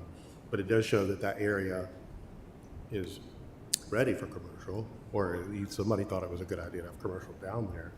Yeah. And it's also part of a larger parcel across the street. So there are all these other issues with it. But Yeah. that's all. Yep. Just got questions, a lot of questions. Sure. Okay, good observations, good questions, thank you. But to clarify, the reason it's zoned that way is because the use of the propane tanks that have been there for decades, it's a commercial use, it can't be a residential use, so when we changed the land use plan, you had to zone it something.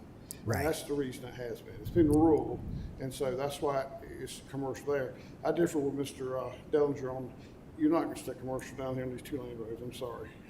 I go in and out of stores and shopping centers every day. And start on Highway 50 in Timber.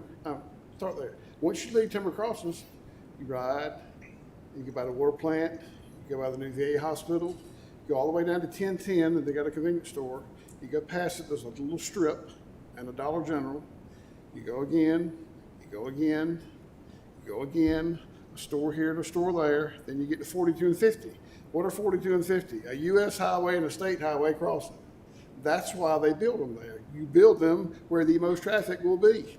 Everyone down here is 3 to 5 minutes from 30,000 average daily trips at Timber and White Oak and all that development. So the commercial development in some places, it's fine. If you're down east in the rural counties and you're on 2-lane roads and that's the only thing around for 10 miles, that's different. But because of the urban setting of where this is transitioning from rural to urban, you're just not going to see these little strip shopping centers, because what you're going to get is, you have to remember, this is very expensive land and new construction, and the lease is going to be expensive, and mom and pops can't go in expensive leases. And so you have to be careful about, certain places that may need it. You just don't build commercial. I mean, Bryan Road is a 2-lane road, finally paved, and it used to be dirt not that many years ago till they built the school, we made them do it. And it's just a 2-lane road. That's just the way it is. You're just not gonna build commercial out in some of these areas. I mean, go down White Oak, and how far do you go to get commercial? You get to you cross over a major highway. And so, they just don't pop up in these places, and it's for a reason. Because we're so urban or transitioning to urban, you can get to retail in 3 to 5 minutes. And so again, just go down Highway 50. Go down Old Stage Road. So, I mean, it's just not, there just is not commercial built here, there, and everywhere, and it's not gonna be, Old Stage Road's gonna change because of 540. And parts of 50 is too, but there are reports in the news every week, not only from Wake County and the state, but the nation, how many vacancies you have, how many businesses are closed. I mean, there's a major news story about restaurants in Raleigh that have closed, and businesses in downtown Raleigh. And why are they closed in downtown Raleigh? Well, despite all the residents, because the leases have gone up. They can't afford to be there. And it's been in the Triangle Business Journal, so they have to be selective about where they can put the commercial. It sounds good, but you have to make a special trip to go there if you went to, just say Bryan Road. They want the most traffic, the most opportunities for people that are traveling. We turned down a Sheetz at the corner of New Bethel and 50 years ago, but you don't see another one on 50 anywhere till you get down to 42 and 50. So it's where the traffic is, and that's the big thing. And again, look at 1010 and all the traffic that carries. You go all the way to Williams Crossroads, then you go to 401, there you go, on the highway. So it's where the major traffic is and how they can get the most trips and where people are gonna go on the major corridors for business. Little pop-up businesses are in today's world and economy with the lease rates around here that's a struggle for many type businesses. And you're not gonna see a convenience store come down here because you wanna go on the major corridors. And I'm not saying that's just the only business you're looking at, because that's not correct. You're not well, I guess my counter, I would just say that if you live down there, you're not 3 to 5 minutes from any commercial at all because the traffic's so bad. When you have that many rooftops surrounding that area, there's a commercial opportunity there. That's all they want is rooftops. You go down Aversboro right here, right across from, you got Aversboro Coffee, you got a commercial center right there in the middle of a way less densely populated area than South Garner. Way less, and across from a school. So, True, but when Aversboro Center got built, there was nothing there. I mean, I remember because there were trailer pads built behind it. There's a trailer park behind it, where my office is now, in Garner Family Physician. So it was a wasteland because a smart person, I give them credit, said Garners can go down Aversboro Road, and they were correct. But the commercial opportunities, the convenience store Webb's was in the early 70s because that's when Pool Drive was a dirt road and I used to ride my bike up there. So yeah, there are opportunities, but Aversboro's a quarter and Garner it's a 4-lane road. And a lot of traffic, a lot of residential traffic. It's a lot of residential traffic that can walk there now and ride a bike. oh, they could, and that's sort of my point with regards to this area, to have a walkable commercial. That's what we talk about in our Garner Forward plans, walkable commercial. We don't have any vacancies in downtown Garner. You can talk about Raleigh. We don't have any in downtown on Main Street. But there used to be. Well, But there's not now, because we're growing. The rooftops. Excuse me. Yeah, we're not arguing, we're agreeing somewhat. Well, excuse me, these are excellent observations and fabulous goals, and it just points out the difficulty in meeting every goal with any one object. And there's an opportunity to do this. What will the market sustain? What will the market demand? It's a work in progress, and that's our constant challenge. Jeff, do you deal with this every single day in one way or another? The answer is yes. It's our challenge to find the balance between all the goals that we have. This is an interesting project. It has pluses and minuses. It doesn't solve every situation, but it's before us now. We've done a pretty good job of analyzing it so far. Remember, the question before us that will come up in a little bit is, do we refer this on to the Planning Commission for further study, further public input? In the meantime, we do need to see if we have any individuals who have signed up to speak on this project. No individuals have signed up for public comment on this item. Okay, we don't have any public comment. So, based on the input that we've had so far, I'm going to close the public hearing, and I'm going to ask council members, is there a motion to refer this project to the planning commission for further review? So move. Mr. Vance moves, Ms. Behringer seconds the motion to refer this to the planning commission for more public hearing, more input, and more review. And since we've had so much fascinating discussion, let's do a roll call vote on this as well. And let's start with Mr. Vance down here. Are you in favor of referring this case to the planning commission? Aye. Or no? Aye. Mr. Dellinger? No. Ms. Behringer? Aye. Mr. Singleton? Aye. Mr. Matthews? Aye. Okay, that sounds like 4 ayes and 1 nay, so the motion passes to refer this to the planning commission for further study. And thank you for continuing to look at the same things you've already talked about, quality, dig into a little further on HOA covenants and where that goes. So that looks like that concludes the Homestead at Bryant Farm for this evening. Thank all of you for your input on that. And that brings us to a special use permit for Bennett Assemblage Apartments North. And this was continued from a meeting on June 18th, I believe, on the hearing. And since this is a little different than the legislative issues that we had before us, I'm required to read this disclaimer and explanation of the difference because this case involves an application for a special use permit which requires a quasi-judicial hearing as opposed to the legislative hearings that we had before. So each council member is required to disclose whether he or she has a fixed opinion prior to the hearing that is not subject to change, had any ex parte communications, any close familial, business, or other associational relationship with an affected person, or a financial interest in the income of the case. We'll come back to that. This is a fact-finding hearing, and only competent material and substantial evidence that is not repetitive is allowed. Only expert witnesses, based on training and experience, may testify as to the impacts of property values, traffic safety, or noise levels.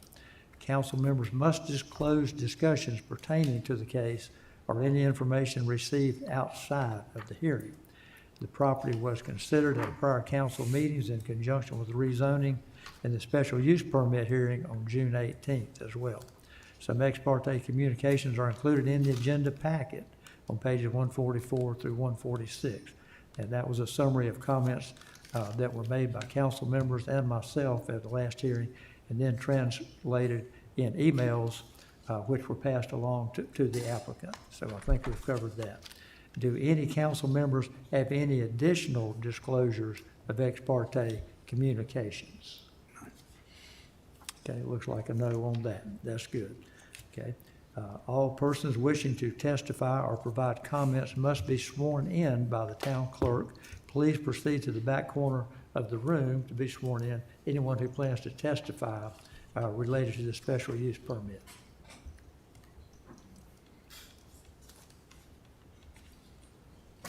This is where we need a little cartoon to show everybody, or a little commercial about Coca-Cola or something, just like at the movies. Maybe we can sell that.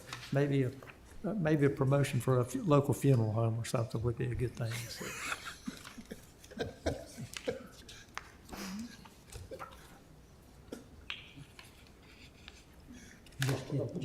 Just kidding.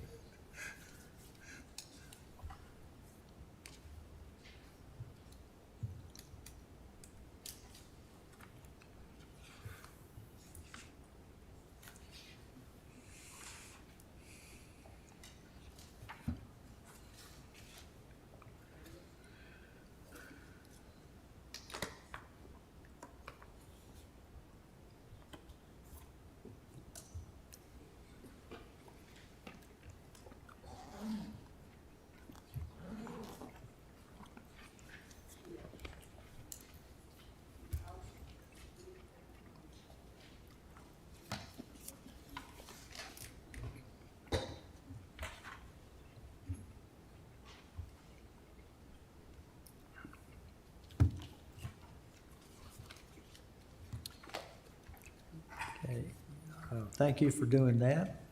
Also mention that the staff report is offered as evidence in the case and will be accepted into the record unless an objection is raised by the applicant or another person withstanding. And at this point, I'd like to recognize Allison Jones on our planning staff to give us the staff presentation, kind of bring us back up to speed. Or then again, maybe we'll settle for Jeff Triesenberg. I offered to Miss Jones because she was out enjoying some family vacation time while a lot of this was going on. So I offered to give you all the update. So yes, we are continuing the public hearing for SUP SP 2210, Bennett Assemblage Apartments North. Won't spend a lot of time rehashing what was presented last time and just focus on the updates since this was last presented to you. We did receive revised elevations that introduce a red brick as well as a yellow fiber cement panel, as well as pitched roofs behind the projecting parapets. You see the new elevations here on this slide. They've also provided printouts of some other variations of these elevations, and so Ms. Miller is passing those out to you, and the applicant has some larger versions as well, if need be. In addition to that, at the end of the recommended conditions, we had 9 that were listed for you last time. In talking with the applicant, they are proposing these additional 4 conditions as an agreement between the applicant team and you all as the town council. So number 10 would be that all multi-story buildings shall provide an elevator. The site will include a minimum of 5 EV charging stations. The site shall also include a minimum of 20 bicycle parking spaces. And then number 13 is their commitment to the affordable housing portion, which was taken largely from what was presented by the folks at the East Garner Assemblage, Park at Garner or Village at Garner Station.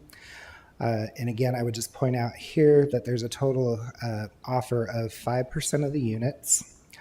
All 5% essentially would be at 100% or less, and 2% of that 5%, so that 2% total, would also be targeted further to those at 80% or less. So those are the 4 additional conditions. Recommendation remains the same, to either find it meeting the criteria with a motion to approve or not meeting your criteria with a motion to deny.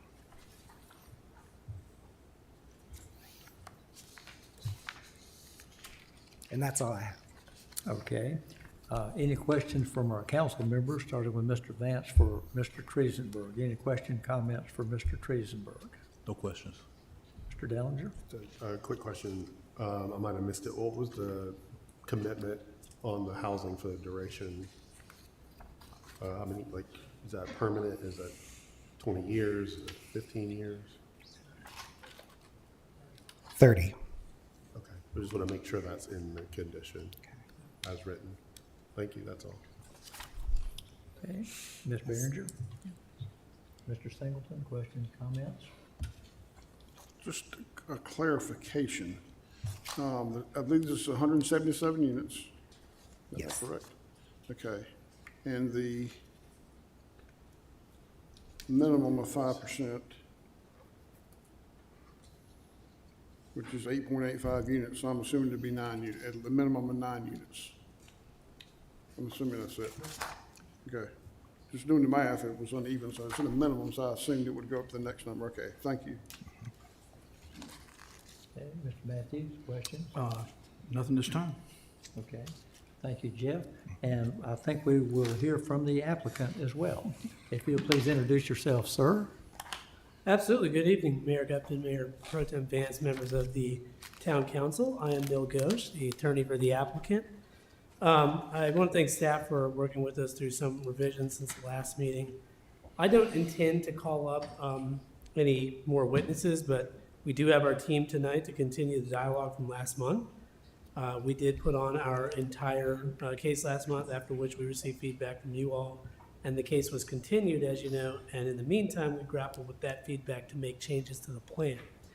I know the hour is late, so I don't want to be, needlessly taking up too much time here, but I will take a moment to explain our thinking and describe some of the changes that we did make.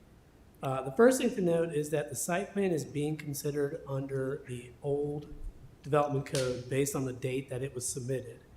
That having been said, we took a look at the provisions within the new UDO and made some adjustments based on the direction the town is headed with new development. As a result, we have added a commitment to provide both EV charging spaces and bicycle parking spaces, neither of which are required under the old UDO, which the site plan is being considered. We also have added a commitment to have elevators in all multi-story buildings. We've updated our building elevations to include pitched roofs and more architectural features to provide relief in terms of colors, materials, and visual breaks. And finally, we also have committed to providing affordable housing within the development. Specifically, 3% of the total unit count will be limited to families earning no more than 100% AMI, and 2% will be limited to families earning no more than 80% AMI, and that affordability period will last for a minimum of 30 years. That sums up the changes that we have made to the plan since last month. As I stated, our team is available tonight to answer any further questions you may have about the project. We do remain confident that our project meets all the requirements for your approval tonight. We look forward to your vote. Thank you for your time. Thank you. Any questions for a representative? No questions. Questions? Just a comment, it was an interesting meeting, and you stepped up and done what we was asked, and I think you got a much better product. Looks good. The renderings look really good, the elevators and everything, so just a couple of positive comments. Thank you. And I think you said we have no individuals signed up to speak on this? All of the individuals who signed in and were sworn in are representatives of either the applicant or town staff. Okay. So no members of the public have signed up. Okay. Well, that was my question there. Well, I would just make one comment to the applicant. It appears that clearly you were listening to the council last time. Thank you for coming in with many of the things that were suggested that are above and beyond. The elevators, for example, it met ADA requirements. This is a step above. And as I get older, my knees get worse. I appreciate the ability to ride up once in a while. And it's not just for me, but my friends who are my age who are worse off. So I appreciate that. Likewise, the affordable housing that was mentioned last time, and this will not solve the affordable housing dilemma for the world, these 9 or 10 units, but I believe it's significant that if every apartment complex we have that's not in a traditional affordable housing community can make a little contribution, that we can kind of spread the joy around a little bit, spread the love, where everybody does something to help. And as one of our citizens was telling me in a conversation on Saturday, he said, please just don't concentrate all of the affordable housing in one 1,000 unit complex like I've seen in other towns. It becomes a world unto itself, and it's not good for anybody. So thanks for taking a share of that. That's just my comment on that. Okay. That being said, I will close the public hearing, and as council members, is there a motion related to the approval of this special use permit? Mr. Mayor, I find the application SUP-SP-22-10 meets the town's 8 criteria for special use permits as identified in Article 3.92 Delta. Therefore, I move that the town council approve SUP-SP-22-10 Bennett Assemblage Apartments North with the 13 site-specific conditions, 9 recommended by the TRC, and additional 4 agreed by the applicant and the town council, and be listed on permit that will be prepared by staff. Thank you, Mr. Matthews, for the motion. Is there a second from council? A second from Mr. Vance. Thank you. Second from Mr. Vance. And I think I'll ask for a roll call vote on this important and sensitive quasi-judicial hearing. Mr. Matthews made the motion, but I will start with Mr. Vance's end. And if you are in favor of approving the special use permit, please signify by saying aye or nay. Aye. Thank you. Mr. Dellinger? Aye. Ms. Behringer? Aye. Mr. Singleton? Oh, I reckon I'll vote aye. That was aye. I reckon. An unenthusiastic but clear aye. Not very enthusiastic, but anyway. Okay, Mr. Matthews? Aye. That's a vote of 5-0 to approve the special use permit. Clearly, it passes unanimously. Thank you very much for your time and attention on this and listening to the prior hearing. And that brings us to the new and old business, and we'll move right along. This is not a quasi judicial hearing. This is a zoning text amendment to amend the Garner Forward implementation. And I believe we'll refer back to our planning director, Mr. Triesenberg, to give us a briefing on this and kind of get us up to speed. All right. Well, good evening again, one last time here tonight. Guess it's a good thing I'm going on vacation tomorrow, right? ZTA 2302 is our last item for you tonight under new and old business. And I'm going to try to just give you a little different kind of overview of the text amendment package to hopefully familiarize you even a little bit more with what is in it, and have enjoyed talking with some of you about some of the individual components of it, and I will promise you to do my best to be thinking on my feet here at the end of it to help bring this to some kind of resolution here tonight. So just a little bit of history on the case. We first introduced this to you back in June of 2023 while we were finishing up the rewrite of the Garner Forward Comprehensive Plan. At that point, we pretty well had a complete draft in place. We continued that discussion at the following month of July 25th and made some additional revisions to the package based on us finalizing that draft of the comp plan. Then we waited for the comp plan to actually get adopted, which it was in November of 2023. And we brought it back for essentially a second fresh round of discussion at your meeting work session in March. At that, we agreed to set the public hearing for May, and we conducted that on the 7th. We did identify some final minor revisions at that point, and that was presented to the Planning Commission at their meeting last month on June 10th. That was the version that you did receive in an email late last week, I believe it was. Nothing has changed since it was presented to the Planning Commission, where it did get a unanimous recommendation for approval. And so we're here tonight to talk about any possible action, adoption, or further discussion by the council. So I've tried to group these just in some slides, kind of step away from the details of the text and just kind of try to look at it a little more from a high-level perspective. So there's a number of amendments related to parking issues. One is to set the administrative approval for parking reductions at 15% as opposed to the current 20%. That does require us to have a sealed parking study by a licensed engineer in order for us to consider granting that at an administrative level.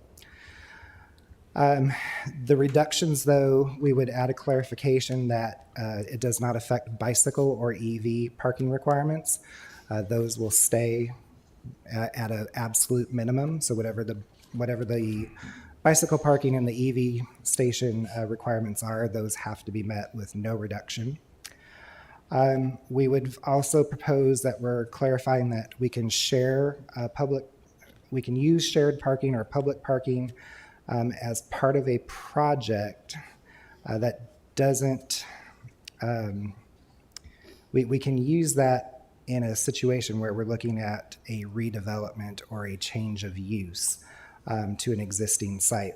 Particularly, we think of this in the downtown area, where some of the uses downtown, they don't have enough space on their actual lot for parking, so they do require or do rely on that public parking or shared parking with an adjacent site.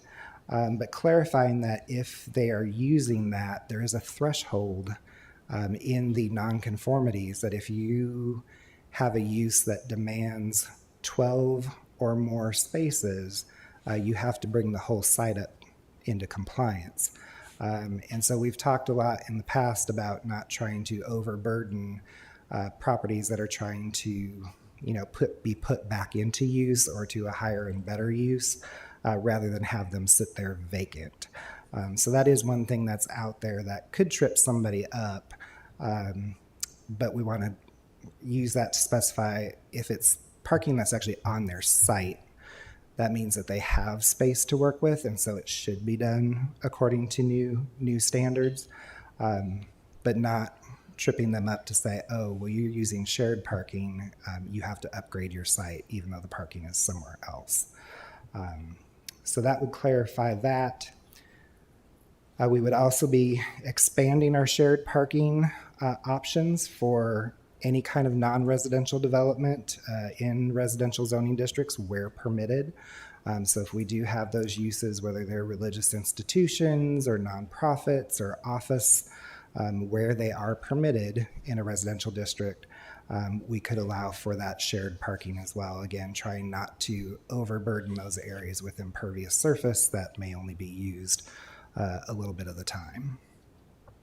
And then finally, also related to parking, we would need to establish a new parking standard for our new research and development use category. Jeff, I have a question on the Yes. modifications. In our packet, it's on page 158, but it's 933 administrative modifications. And it's that clause where they're granted a modification, you know, showing us engineering, you know, study or something like that. But again, that word shall is there. And I guess my question is, how often are applicants coming back after a project's been approved and asking for that modification? And then the second part of that question is, are there situations where you found it to not be appropriate or where you'd rather not do it? So I'm just kind of get a feel. I don't want to tie the hands with the word shall. I get caught up with that. Gotcha. To date, I would say we've not had any that we've ever questioned. We usually talk about that at TRC and try to address it at that level and just say whether it's appropriate or not. Honestly, I don't know that I've really had anybody ever ask for a reduction outside of apartments, which we've kind of tackled that within the new parking requirements.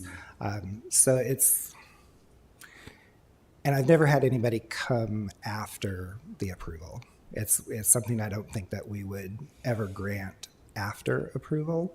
Again, we'd want to, that has to be approved on the front end. Okay. Yeah. All right. Thanks. I made a category for landscaping. It turned out there was really only one thing related to landscaping, which surprised me. And this, again, goes back to the small parcels and our larger buffers. And just the fact that on those smaller parcels, those larger buffers quite often just eat up the whole parcel and requires them to get a variance. So this would then exempt parcels that are 2 acres or less from having to do the full new buffer, but to do half of the buffers, which is much closer to what the old ordinance required and would solve a lot of the major issues that we've run into. The third category I have for you is kind of all the things resolving around open space. So there's some little minor word changes that we made throughout the document just to bring additional emphasis and clarity to the active open space requirement. There's an amendment in there, again, kind of similar to the buffer issue. It can be tough for projects that are small to create a meaningful active space.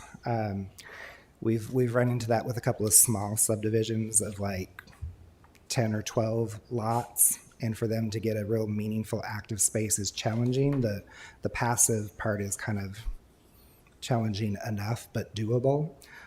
So we proposed, again, kind of setting a threshold for that at 25 residential units in a project before that active open space kicks in. The amendments also would introduce a 5% open space requirement for non-residential development. Currently, there is no requirement for non-residential. And we've talked in the comp plan about plazas and other kinds of outdoor gathering spaces can be very much beneficial to the public at large in those non-residential settings. So we would introduce that 5% requirement. The comp plan also talks about trying to emphasize open space even more if you're close to a public park or a town facility, and trying to build on that and create some synergies there. And so actually increasing the open space requirement in those cases by 50%. In certain instances, the comp plan talks about needing to use the open space more as a functional organizational component of the development. So the amendment proposes to require those open spaces to serve as vistas or central spaces. I think you saw a little bit of improvement, for example, in the case that you had before you previously tonight in Homestead at Bryan Farms to a certain degree. And so we'd be looking to build upon that even more. We also talked about not having those private trails count towards the active open space, so we would be eliminating that. But we would be adding the flat open play fields of a certain minimum dimension within that. And then finally requiring, I'm not really sure why I put that there, but requiring building material unity within developments of multiple structures. I guess I was just thinking about non-residential development and some of the unifying themes there. Jeff, could you hit the one that says require 50% increase in open space? Right. Within a quarter of a mile. I'm not Sure. understanding that, if you could. Sure. So if you're, let's just take the Meadowbrook Park property as an example. If somebody were developing land that's a quarter mile from the boundary of the Meadowbrook Park property, we would ask for 50% more of that to be built or dedicated as open space. And what we would do is then in our discussions with the developer at the time, we would really target the parts of their property that are either adjacent to the park or closer to the park. Because again, we're trying to create an even more enhanced open space network that will connect into our park facilities. So really trying to emphasize and re-emphasize where those parks are at and saying, hey, where we do have parks, we really want to see a little more commitment to open space to accentuate that and build upon that. Okay, thank you. Mm-hmm. And thank you for eliminating private trails from qualifying as active open space, because it's not, I mean, Yeah. yes, it is active because somebody can walk on it, but come on now. And that was something that actually directly related to the active space and why we, for those smaller residential subdivisions of like 10 or 12 lots, we worked with at least one, if not two, in trying to make that active stuff work. And that was really the only way that we could come up with something meaningful that they could do, but then they would have to get credit for it. So by changing that to a 25 lot threshold before that active space kicks in, it makes even double sense to go ahead and eliminate that. Thank you. Then we have some amendments that are just related to uses in general. That first one would be to just add that new research and development use. Currently, it's part of the kind of miscellaneous light industrial. So we would give it its own category. We have several amendments that try to clarify the townhouse and apartment uses better and assign them to the appropriate zoning districts as the comp plan would suggest we do. We would add supporting non-residential uses to the multifamily B district so that it could be more of a mixed use and particularly vertically mixed use enabling district. And also, we talked about adding specific uses to the activity center district, such as hospitals and the research and development, so that that zoning district could potentially take on some different forms depending on what the primary use in that district would be. Then we have some related to building form, and this is probably where the architectural unity should have been. We had here to extend the maximum building height exemption in the commercial highway overlay. Currently, it applies to areas that are east of McCormick out to the interstate. But again, the comp plan we talk about there at North-South Station, that being a BRT hub, wanting to try to encourage more vertical mixed use. Well, you can't have vertical mixed use or a lot of it with a 45 or 35 foot height cap. So we would extend that height exemption west of McCormick and kind of around the corner on 70 and 401 down to Purser Drive. We would also look to increase the maximum building height in the limited access highway overlay, which is the overlay that runs along I-40 and NC 540. And we would allow that to go up to 200 feet to support those higher levels, areas of change that we're looking for, so long as the scenic corridor, which is that 50-foot protected buffer, vegetated buffer along the interstate, is still protected. Then we would be emphasizing the multifamily A district as really the district to go to for small format multifamily. So that would be your duplexes, your triplexes, your quadplexes, your townhomes that are up to 4 in a row, those types of multifamily scenarios. And then emphasizing the multifamily B district as those for apartments only, the large apartments projects, as well as vertical mixed use, with trying to get that further emphasis on the vertical mixed use.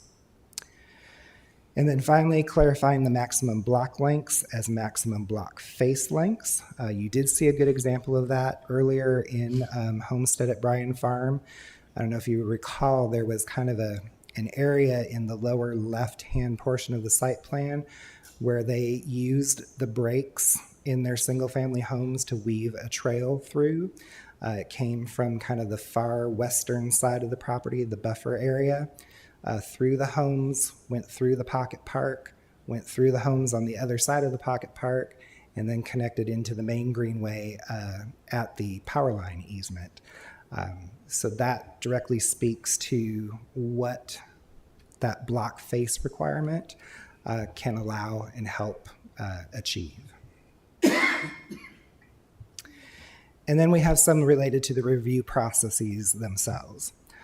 So we have some proposals in there for eliminating the SUP requirements. There's a couple different types of that. The first one we talked about in the commercial mixed use district. Currently, if a building wanted to exceed 45 feet, they would have to get a special use permit.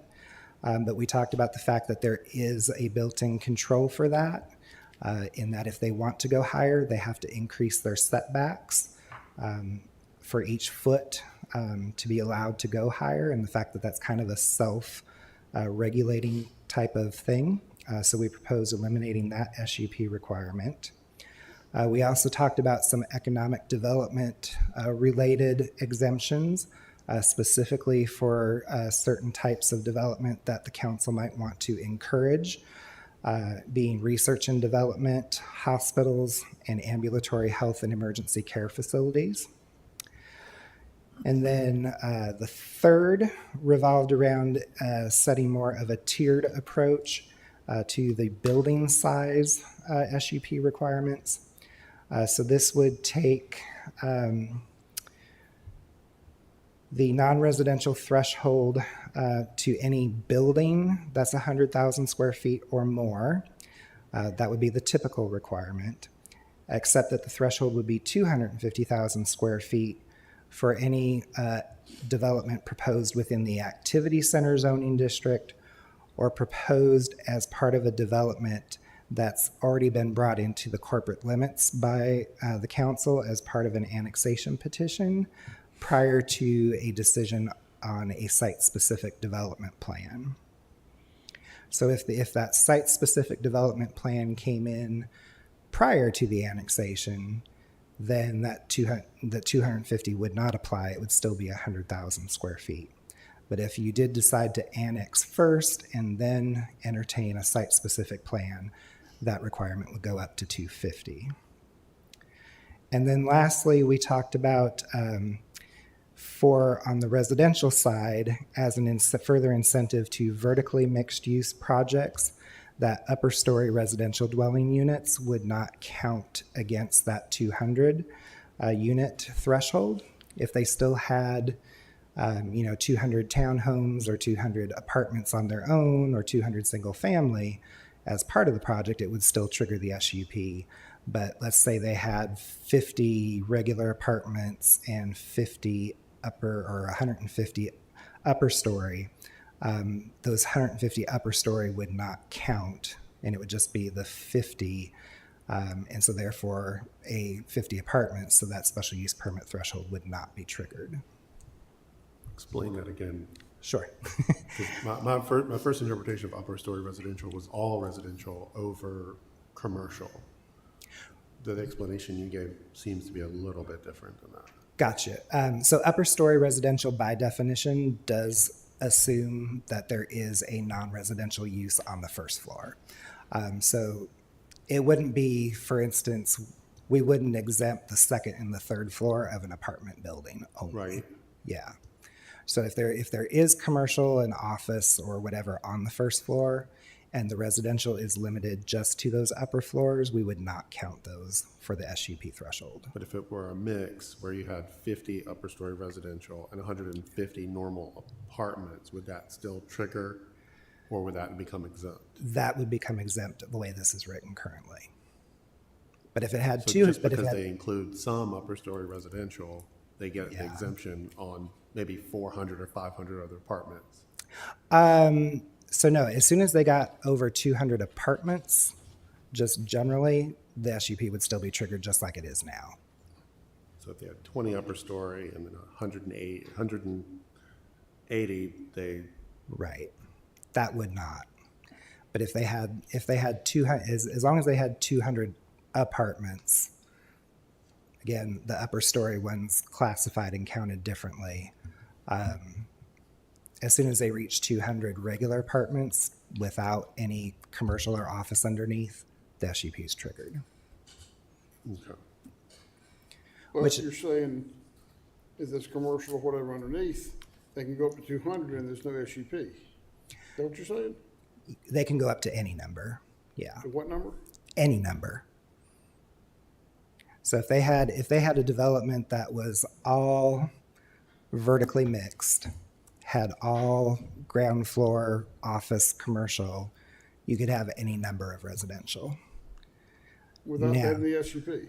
Correct. Now, it could get so big that it might trip the 100,000 square foot requirement or the 250,000 square foot requirement. So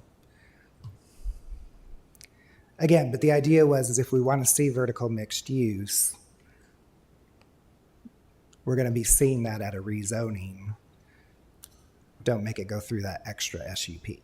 200, that 1,500 square feet, not include that, that's 300,000 square feet. So it would forever be exempt. Unless they were small units, 800 square foot units maybe. So then just by virtue of that 200 almost already exempts it.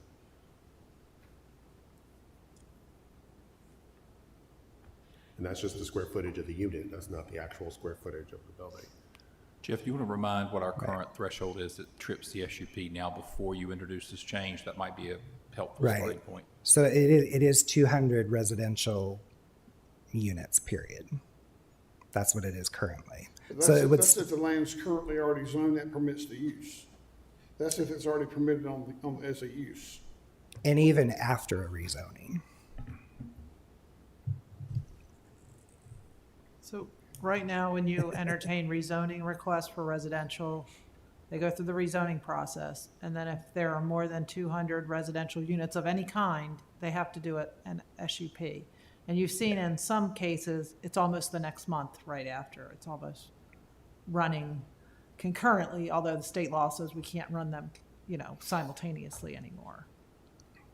So this would go from just doing a unit count to then looking at the size of the building, right? If it were mixed use, yes.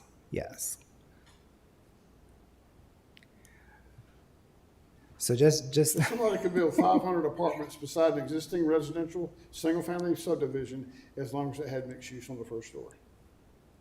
on the first floor, if the zoning allowed it and it did not exceed the building size thresholds.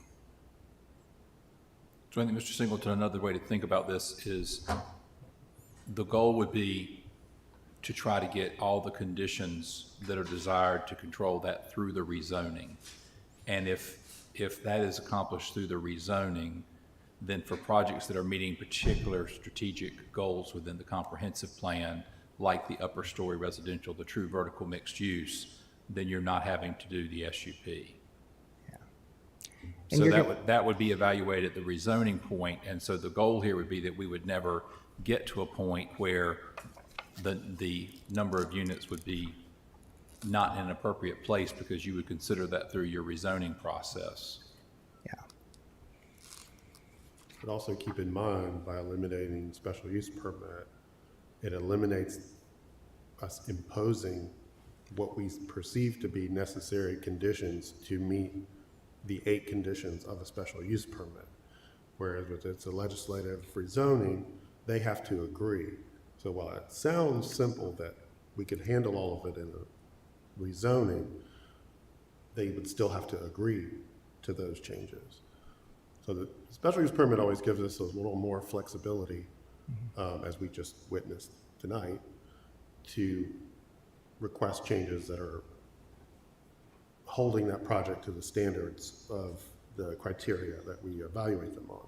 Whereas just a rezoning is a very different process, and we may or may not get so if you have concerns about size next to something, or height, or it might not get handled in the rezoning, but it might be able to be handled in the special use permit. We're giving up public input via us on projects by getting rid of and giving exemptions for special use permits.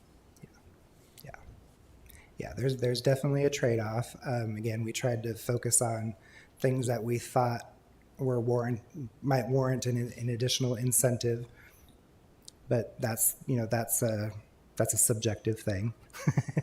So that wraps. Those are the 4 different types of review process SUP exemptions that are in the package. And then just lastly, throughout the document, to update cross-references accordingly, any minor updates to language and related subsections to match or reemphasize the amended language elsewhere. And then, of course, there's a few revisions to definitions as needed as well. So at the Planning Commission, we presented this to them and entertained questions and comments. There was some clarification about those revised special use permit thresholds as well, particularly how they applied to certain non-residential scenarios, and we went through that with them. They indicated that there was just a continual desire for staff to keep looking at some of the parts of our UDO and how it relates to those open leftover spaces at the edges of development, and thinking about how we could potentially minimize those leftover spaces and where we did have them to try to make them a little more meaningful. And then there were just some expressions of to the staff for comprehensiveness and appreciating the work. And so they did adopt a consistency statement that you see there, that we, the Planning Commission, find ZTA 2302 directly responds to various needs to align the UDO with the recommendations of the comp plan, and therefore this request to amend the UDO is consistent with the town's adopted land use plan. And their recommendation was to approve. That motion was made by Mr. Carson, seconded by Mr. Jefferson, and passed unanimously. Just as a reminder, you're not required to adopt a statement of reasonableness when approving or making a decision on a text amendment package. We do have the recommendation there, either consistent and approve or inconsistent and deny. And there's always ways that we can further slice and dice. So we would encourage any feedback, and we'll try to do our best to assist you through. Okay, thank you. Are there further questions from Mr. Triesenberg? Yes. No.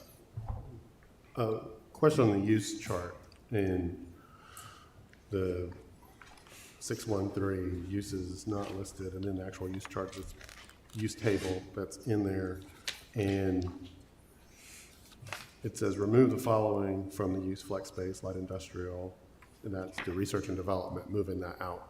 Right. So that means it gets its own use category, Correct. but I don't see an updated use chart to know where that is permitted or requires a special use permit.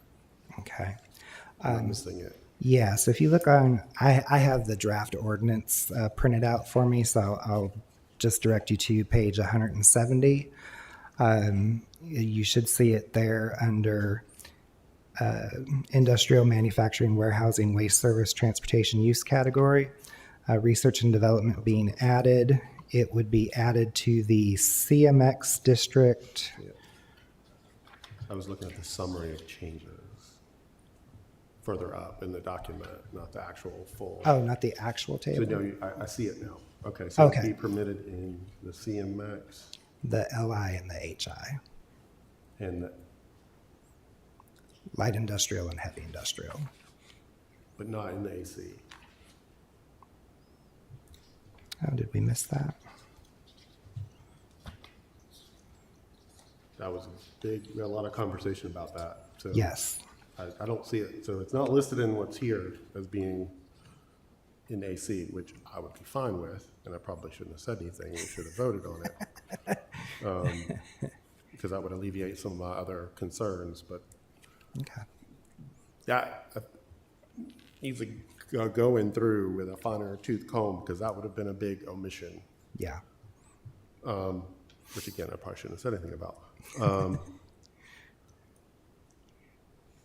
So that, I see it now and that's not there. I do have some questions about the research and development category. And it's in, again, it's the inclusion in AC, which was in the draft. And the definition that was pulled from a federal listing or something. Yeah. And so I guess my questions center around a couple things. One, what sort of impact does that have on what are economic development opportunities of which we are aware and some of which we may not be aware in the future? That's a question I have. And then sort of a question that's still outstanding for me is, how does that change make us more competitive? Okay. So the whole point of making the change was to open up opportunities versus other peers. And so if we're doing it for a specific category, I'm very curious as to either what the process and procedure is for other municipalities that don't have special use permits or have them or execute them in a different way. And then specifically for how we're trying to execute this, the ambulatory and hospital, we all understand. But for the other, is that comparable and open up the opportunities that we want? Gotcha. Because that's kind of here, we need to be competitive, but it's hard to know what that landscape is because I had it explained to me. And so I want to know how it fits in the landscape and context of what we have and the land we have and all that kind of stuff. Yep. So, Yeah. So So that's, yeah, that would be one thing that we would need to do a little more research on. Yep. But I think the original theme of pulling that out separately into its own category was based on peer communities like Holly Springs, who have been very successful in using that zoning to attract some of the type. So it's not exactly mirroring theirs, but the concept came from peer communities who have been successful at recruiting types of industry. and I'd like to see that within also the context of their special use permitting process. Have they eliminated it for that category? have others, and is that what they're doing? Because again, we know kind of what we're trying to do on the hospital side. Kind of want to make sure we're pretty concrete in our due diligence of unintended consequences without also missing opportunities that we want. So that's where my thoughts are at the moment. Okay. All right. Okay, other questions or comments? Yes. So currently, if the property's already zoned and a permittable use comes in, let's go to the project on Highway 50. As you pass the VA hospital and go up Nancy on the left, the townhome project where that property was rezoned back in the 80s. That was a certain number of units, less than 200, didn't trigger the SUP, and the townhome project was approved by staff because it was allowed to be approved by staff.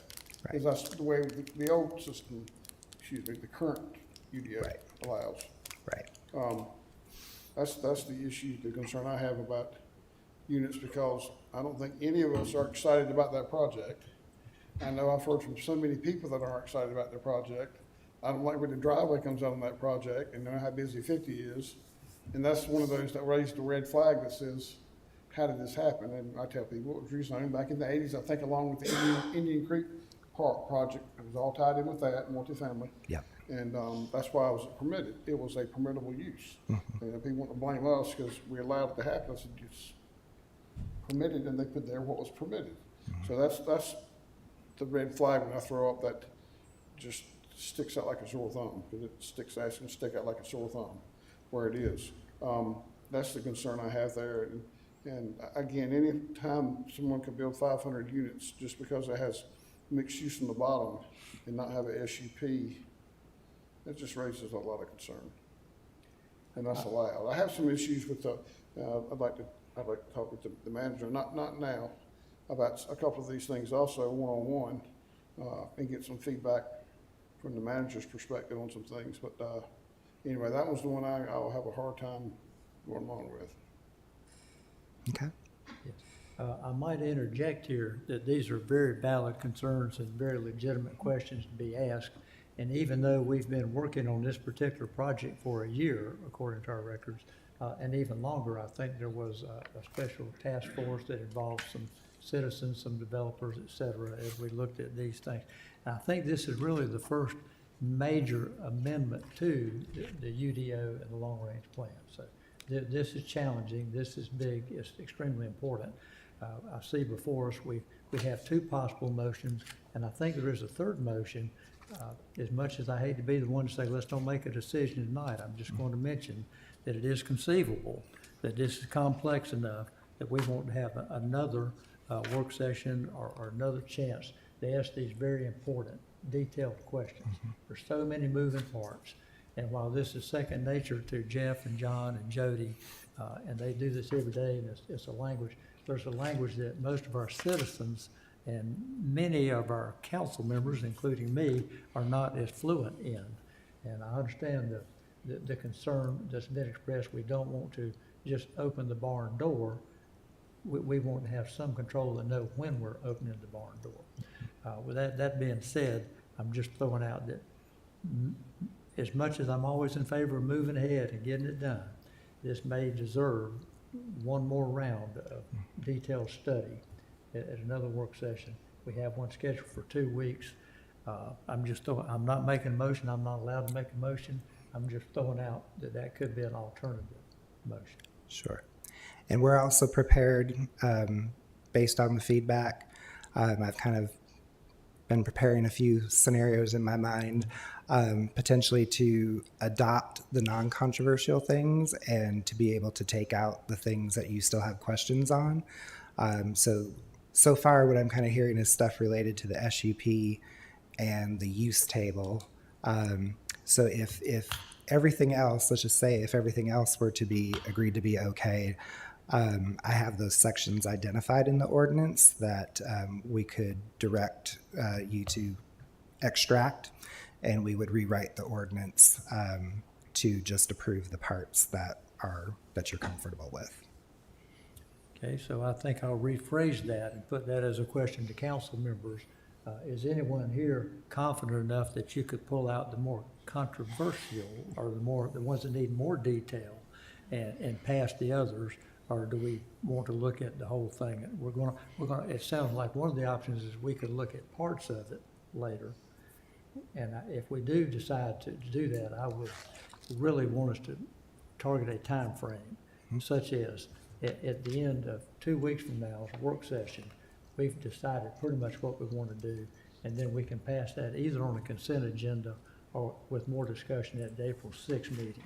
We have to move ahead, but we don't want to panic. So there's several ranges of things we could do here, and I'm looking for suggestions from council members as which way we should go.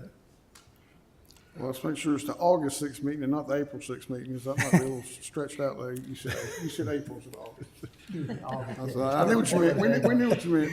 Yeah, you really were stretching it out. Yeah, thank you, August 6th. One question to Jeff is that for the non-controversial items, are those things that you've sort of been having conversations with applicants about, and they're sort of waiting? And Yeah, there's up and down the spectrum, from the small stuff to the big stuff. There's people that are kind of just, they're waiting to a degree. So yeah, it's not just on that end, it's all over the place, but there's both for the small stuff and the large. if it's, and this is I think the town attorney would have input on it as well, but I mean, I'm as long as we can, I think, pull out the special use permit and the research development elements and the rest of it, I don't really have any concerns with, but I don't know how we do that. So your comment is that most of your concerns have to do with the special use permit part of this, In the research and development. which is part of language, that. Which is, I'm special glad use. there's now a definition. I do appreciate Yeah. that. That's good. But which Good is start. part of that special use permit section. Yeah. Yes, and its own use table as well. Yes, yeah, but Yeah. inclusive there. So you're suggesting if that were out, we could approve the remainder of it for moving ahead and then focus on that for our 2-week review at the next work session. That's just a thought that you're having. And Ray, you're having a thought. Yeah, on the commercial highway overlay district, a couple things, Jeff. On the height, it says maximum building 70 feet. It's not related to stories, it's related to height. Right. Of what it could be. But it clear on the D, it says, and this is underlined, the limitations do not apply to property located west of McCormick Street on 70. McCormick Street is between Wake Med Emergency Room. It's past that up towards 40, correct? Isn't that McCormick? I'm thinking wrong. No, McCormick's over by IHOP, that area. Wayside Furniture. Okay. So anything located west of McCormick along 70, so then it goes, it's from there all the way to 40. So yes, today, that height exemption exists today from McCormick to 40. And so we would be extending it west from McCormick over to North-South Station and then down 401 to Purser. Okay, but it says the height limitations do not apply to property in those places, so the 70 foot, so something can be taller than 70 foot there. It says the limitations do not apply. Am I reading this wrong or am I understanding this incorrectly?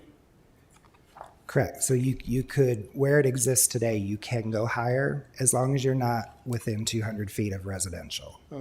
300, it says on here 300 feet. Or 300 single feet. family detached. Yes, 300 feet, sorry. Okay, Yeah. all right. So that would still apply to the extension area as well.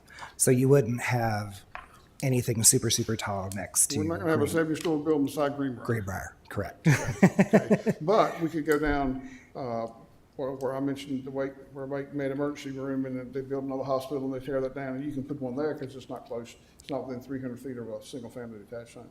Right. Okay. Yeah. I just want that clarification because, okay, all right. I understand that better now. I'll go along with the special use permit is note of some concern of getting that understood and clarified. Okay, that being said, Mr. Dillinger, would you like to make that in the form of a motion? Or would have some other input? I was listening and acknowledging. I'm good. Okay. I'm good. Okay. Would you like to make a motion as you were just describing. I love making motion. I like to make a motion. And if you wanted to exempt those parts out related to uses and the special use permit thresholds to discuss at the next work session, in the draft ordinance, that would be sections 2, 3, 6 through 8, and 17. So we would be voting on those to approve those. To not approve those, to Not approve the approve rest. Yeah, 2, 3, 6 through 8, and 17. yeah. Okay, I make a motion that we approve, I gotta get the number. CT A A -23 -23 02. 02, with the exceptions of sections 2, 3, 6 through 8, and 17. All right? Yep. Is that Could I making- clarify, in ordinance 2024-5286? Yes, what she said. Yes, okay, so I think we understand the motion. Does any council member need more explanation on the motion Mr. Dellinger's made? Mr. Dellinger's made the motion to approve these with the exception of the more complex or interrelated SUP. Is there a second to that motion? Second. Second by Mr. Vance.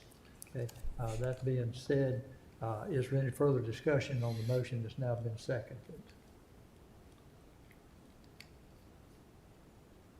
Okay, hearing none, I'll call for a voice vote. Let's go out on a limb here.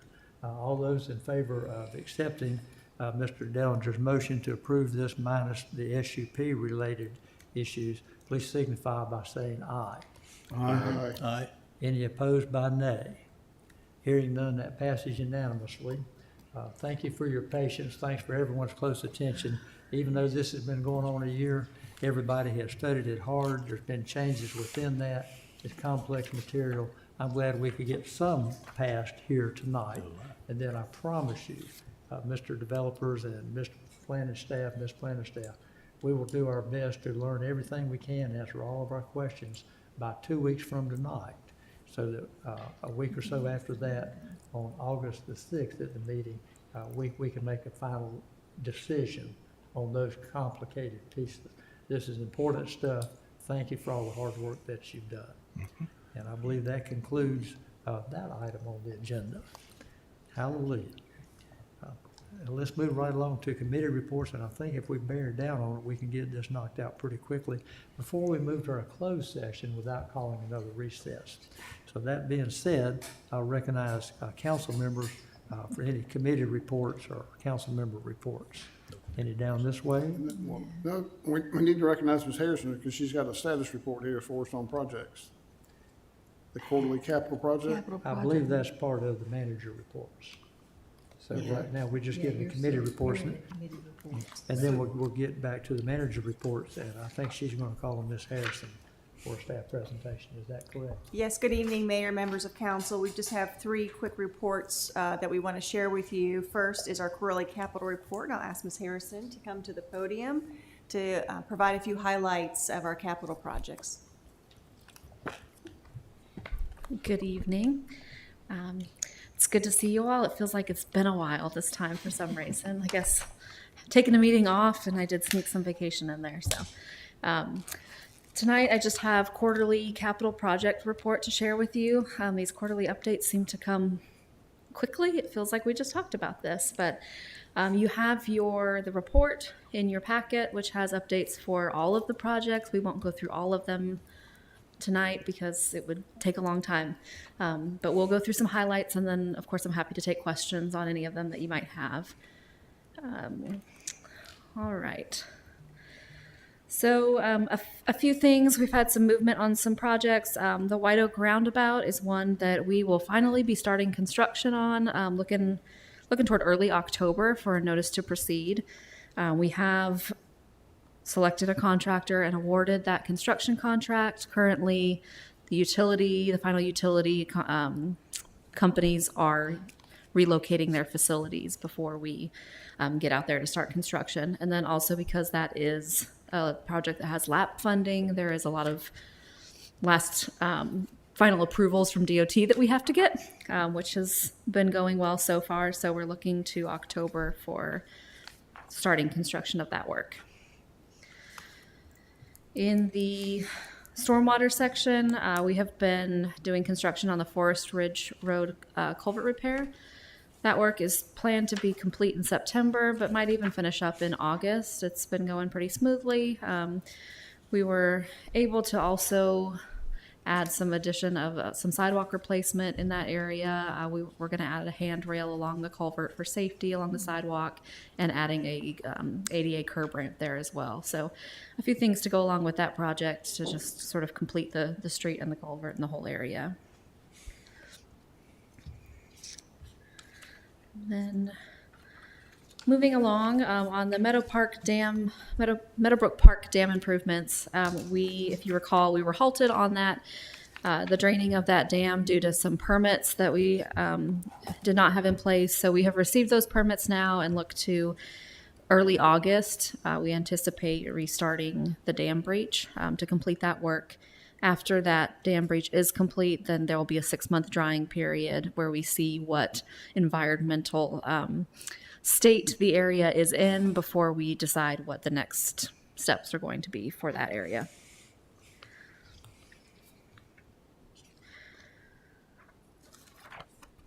And then one more to highlight, the Town Hall Annex. We have also accepted bids for this project, and we're looking to start construction in August or potentially early September. We have completed the demo of the former police building. You probably noticed because it wasn't there when you came in the parking lot.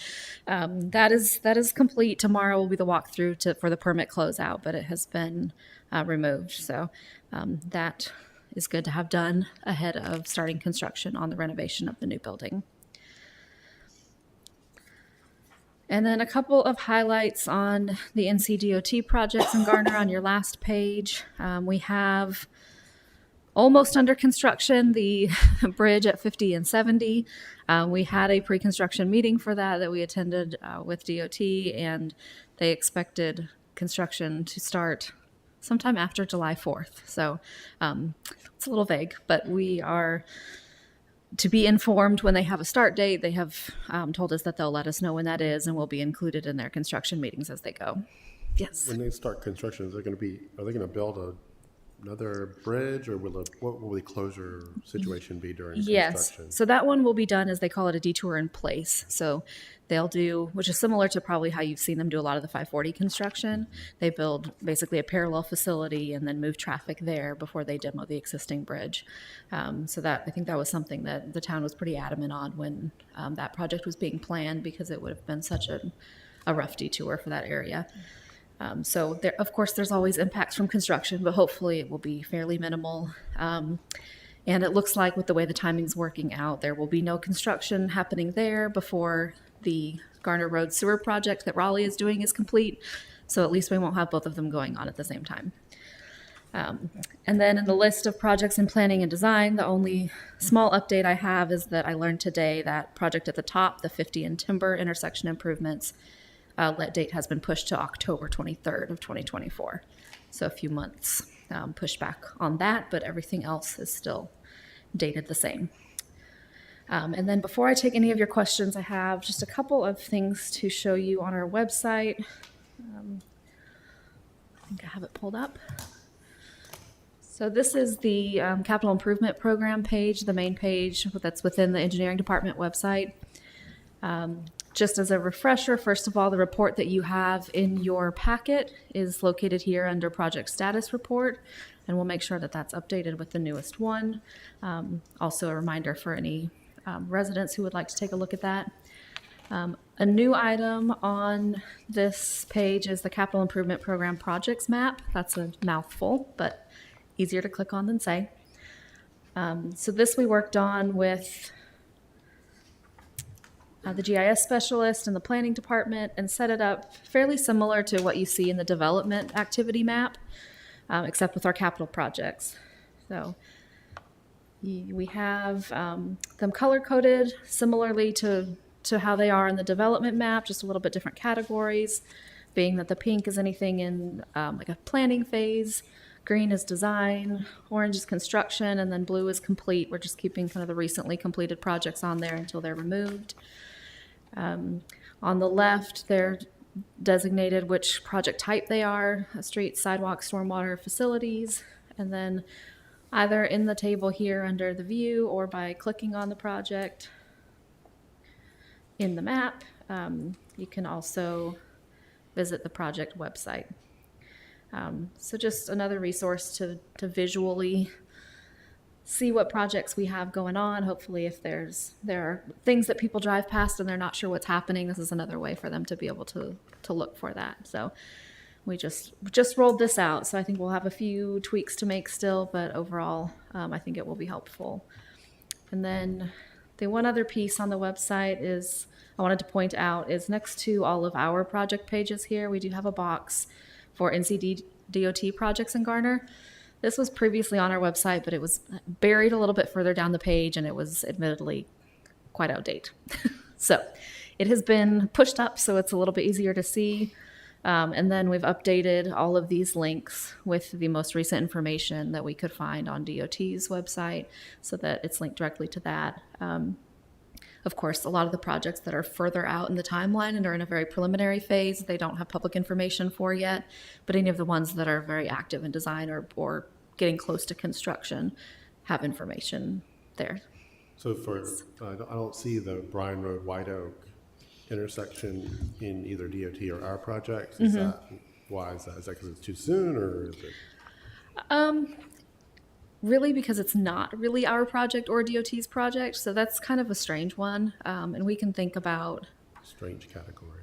yes, it might need its own new category, because it's really a project that's being done by the private Right. developer, Yeah. but there is involvement from both of us. So we could think about a way to maybe represent those other things that are going on in Garner that maybe don't fit into one of these categories, but it are still things that people would want to know are happening.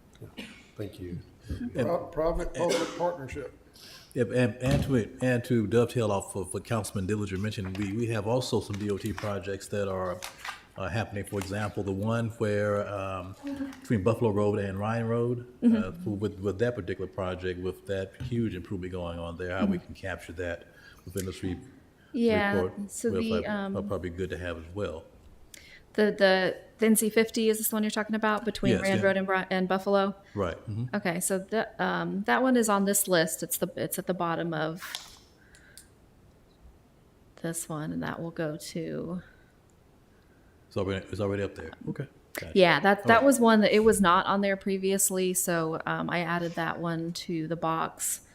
So this has information from DOT. This is, I think, their public engagement site, but it had Gotcha. more information than the others Okay. that shows those improvements.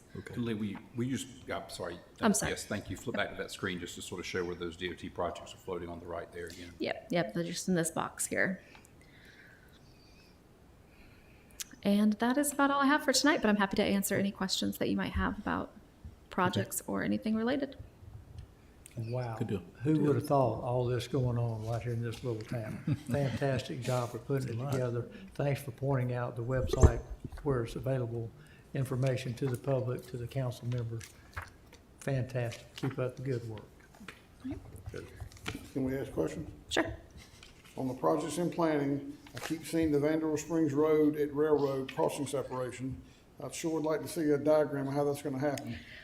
I have not seen one either, and I keep half expecting it to disappear off the list, but it's Keep showing up. it's still Okay. there.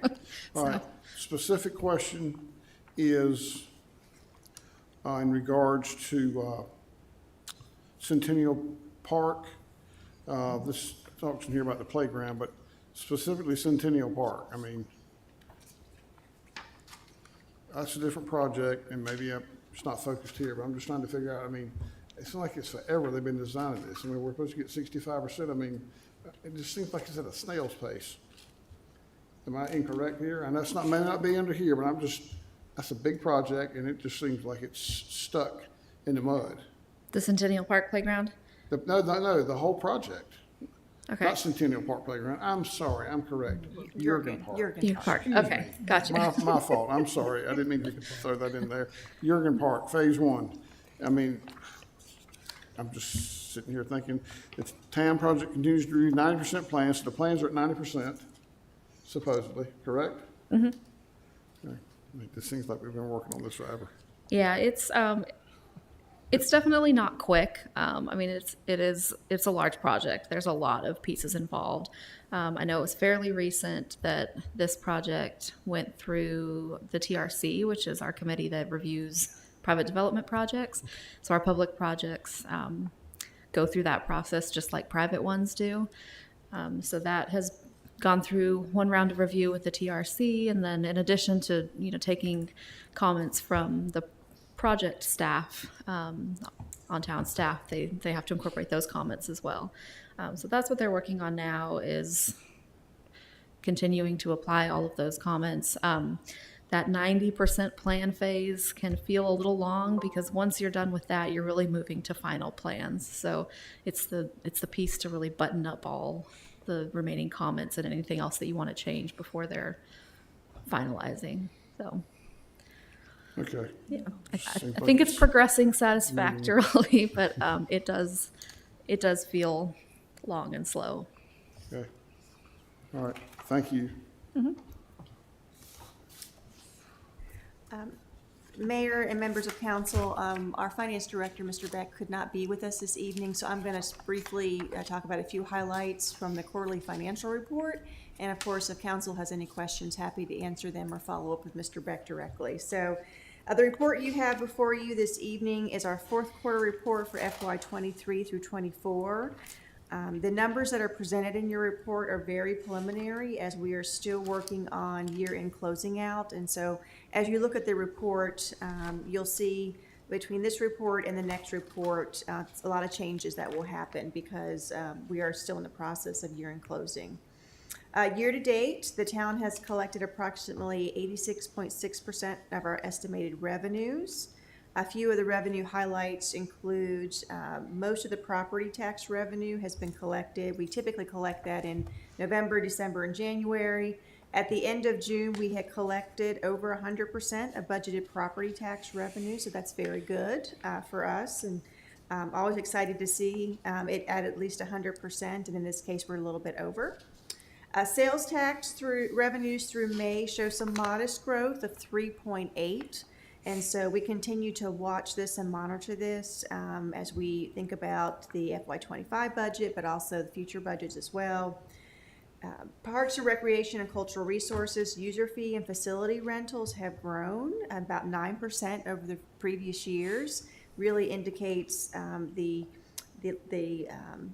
passion and the interest that residents have in using our Parks, Recreation, and Cultural Resources facilities. And then also, as we've shared with you in previous updates, the unrestricted interest on invested and deposited monies have far exceeded our revenue projections. And this is because we still are in a very high interest rate environment that may be changing here in the near future. But because of that, our revenues on those interests, the interest income and revenue has outpaced what we had budgeted for. So that's also good news. I'm happy to answer any other questions that council may have this evening, but once again, I just want to stress that this is sort of the preliminary information. As we finally close out everything for FY24, the next quarterly report will have all that detailed information available for you. Thank you. All right. And the final report under manager reports is our monthly Talk of the Town report. And I'm going to ask Mr. Hodges to do a brief review of Talk of the Town. All right, thanks, Ms. Miller. On your Talk of the Town report, the first item about the highway project being added to the website that the mayor mentioned at a previous meeting, you heard Ms. Harrison give an update on how that's been updated on the website. I would just add to thank the staff for the work they've done to update that, and just ask the council that whenever you get requests or questions from citizens or anyone, feel free to forward a link to that page to them or direct them to us, and we'll be glad to share a link to that page for any of these type project updates. Similarly, with the budget update, your report had a link to the new online budget book. So thank you, congratulations to the budget team and Sarah Warren, our budget director, for the really good work in implementing a new tool that provides the online budget book. It's a really fantastic looking book. If you've not already had the time to take a look at it, I'd encourage you to do that. We have processes underway for both our HR director process as well as our assistant town manager backfill, so there's an update there for you on those.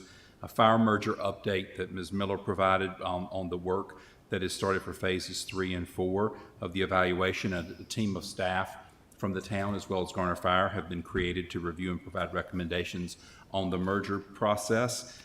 Still working towards the goal of spring 2025 with an effective date of July 1. A recommendation or some suggestions from Ms. Behringer and the mayor working on ways to try to have a consolidated place to have community events. We've worked with encouraging our town staff as members of the Chamber of Commerce to include our events on the Chamber's calendar that is available. We're also working with our economic development partners that are affiliated with the town who are also members to do the same. So please take a look at the Chamber's event calendar anytime that you're looking for a way to try to see if something that you're interested in or something that you may be planning has other things on the calendar.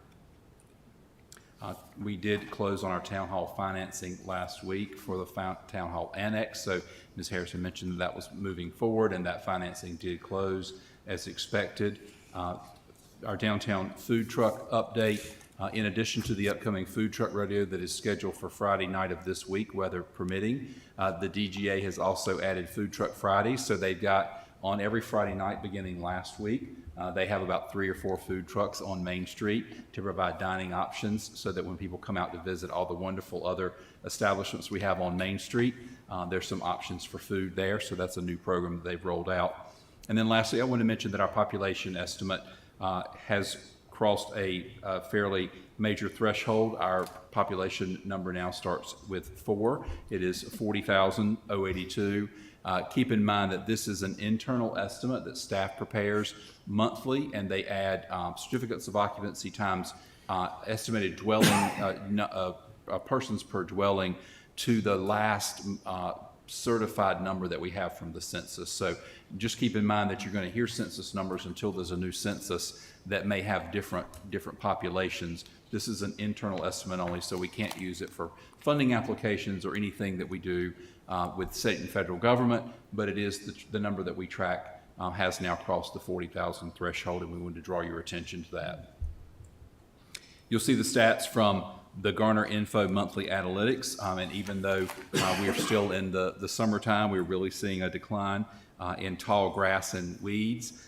Some of our other things like potholes and trimming vegetation have surpassed that, but all in all, still a fairly low number of issues that our staff is working, and staff is responding to those very quickly. So thank you to all the staff that are responding to those in multiple departments. This is the quarterly report version of this report that does include the development statistics.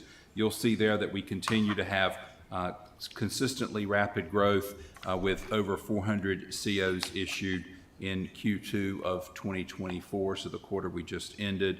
And you see some other statistics there that show the number of single-family and townhome dwellings, some of the cost of residential construction. Keep in mind that these are often based on estimates by the developer and builders, so they are not tax valuations, and we're working to have additional numbers that we can tie to the product once they're on the tax records. And then the last chart there really visually depicts the number of average permits issued and inspections by quarter, and you'll see there on the right that for 2024 quarter to date exceeded 800 for both inspections conducted and permits issued. So the inspections team is working very hard.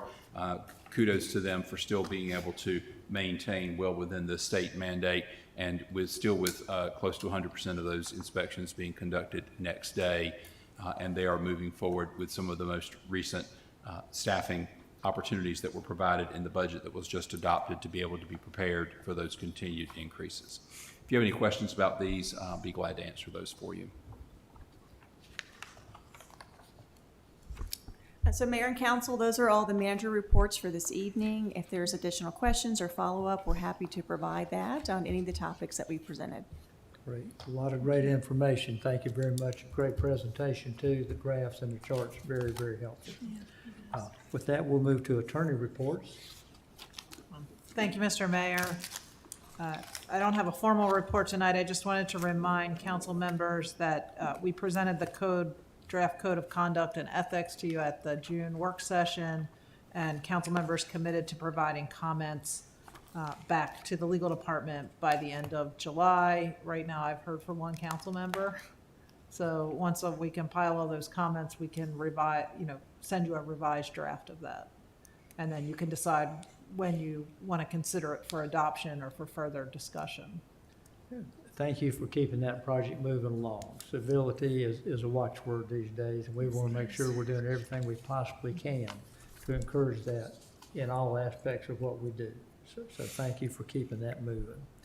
And also, we have one more chance for council reports. Any council members want to make a report?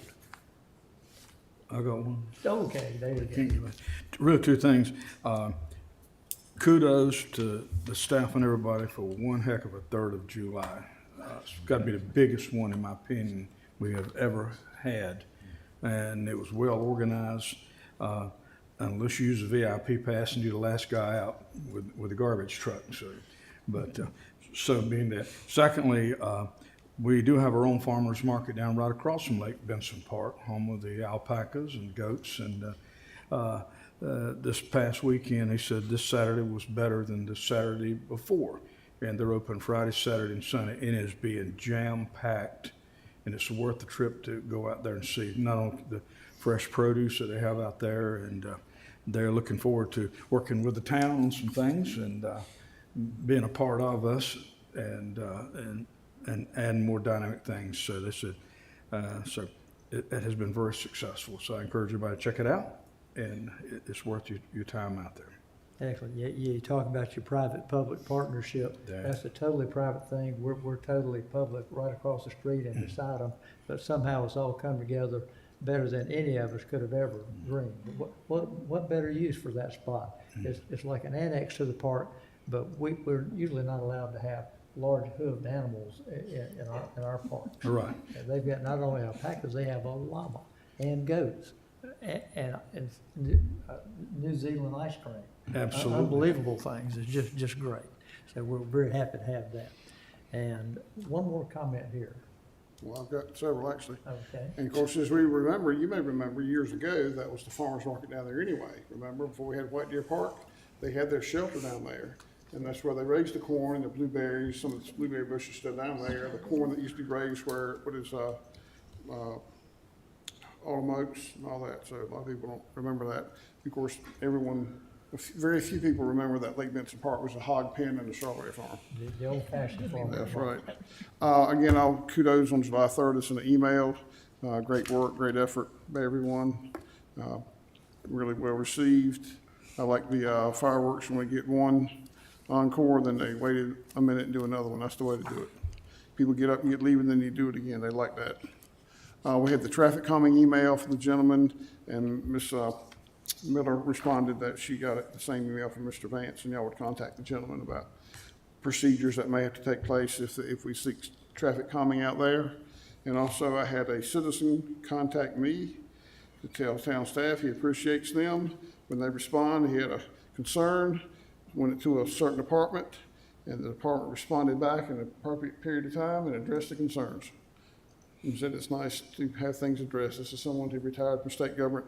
And I jokingly said, so are you telling me I'm supposed to say from one bureaucrat to another one they did a good job? He said, well, you can say that if you want. He said, but they did a good job. And he appreciated the feedback that he got so promptly in answering and taking care of it couldn't take care of the issue, but answered the questions that hopefully will lead to taking care of the issue. And he appreciated that. So I just want to pass that along. Good. Nice to have some good news. It's very highly of the people that were involved. Okay. Any other last-minute reports from council members?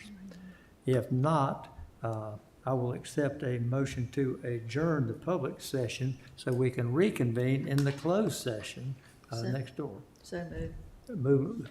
Motion made by Ms. Behringer. Is there a second? You have to cite you have to cite it. You have to cite the general statute. No, we just did the closing, the regular. We're just closing the regular session, then we'll reconvene, but help us out over here. I'll make an Technically, amendment. you go into closed session, you don't stop this meeting. Oh. we don't stop it. Y'all stay. We'll be back in an hour or so. No, we're going to take a recess while we go do the closed session, and we'll come right back and we'll call you if we need your input over there. I want to personally walk out here during this special recess and thank each one of our 3 intrepid citizens who passed endurance tests. They stuck in here for 3 hours now. And you're welcome to stay another hour or two with us, but we're going to kind of, do I get to hit the gavel to let them know it's time to go? Just once, just a. We haven't made the motion for a closed session though yet, have we? We still need the Right, motion. we need a motion to go into closed session. Yes. We need a motion to go Citing- into closed session. I'll amend her motion citing NC statute 143-318-11A3 and 5 to consult with attorney regarding condemnation litigation and to discuss the acquisition of a property. Does Ms. Behringer accept that amendment? Yes. Okay. Yes, so we have a motion that's amended, and is there a second? Second. Okay, all in favor of that motion to move to closed session signify by saying aye. Aye. Any opposed by nay? Passes unanimously. Stick around, we'll be back. Thank you. No tap.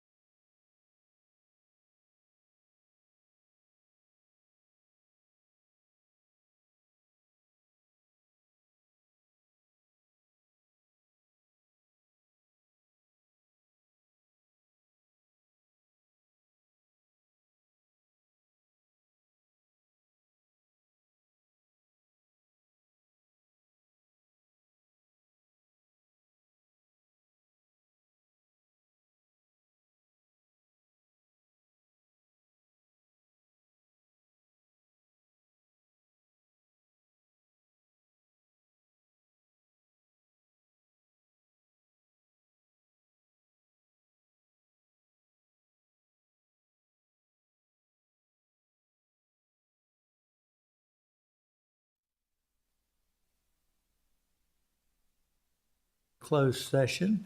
And I might call on our town attorney to give us a report on the closed session. Thank you, Mr. Mayor.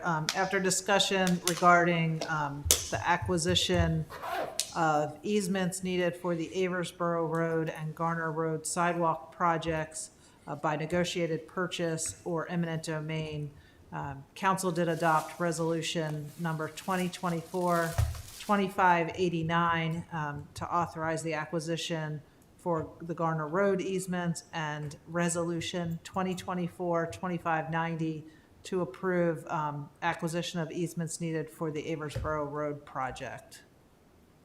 Excellent, excellent. Good work there. Anything else we need to cover in here this evening? Hearing none, I think we could ask for a motion to adjourn. So move. Moved by Mr. Vance, seconded by Ms. Behringer. All in favor of adjourning the regular session signify by saying aye. Aye. Any opposed by nay? It passes unanimously. The regular session is adjourned.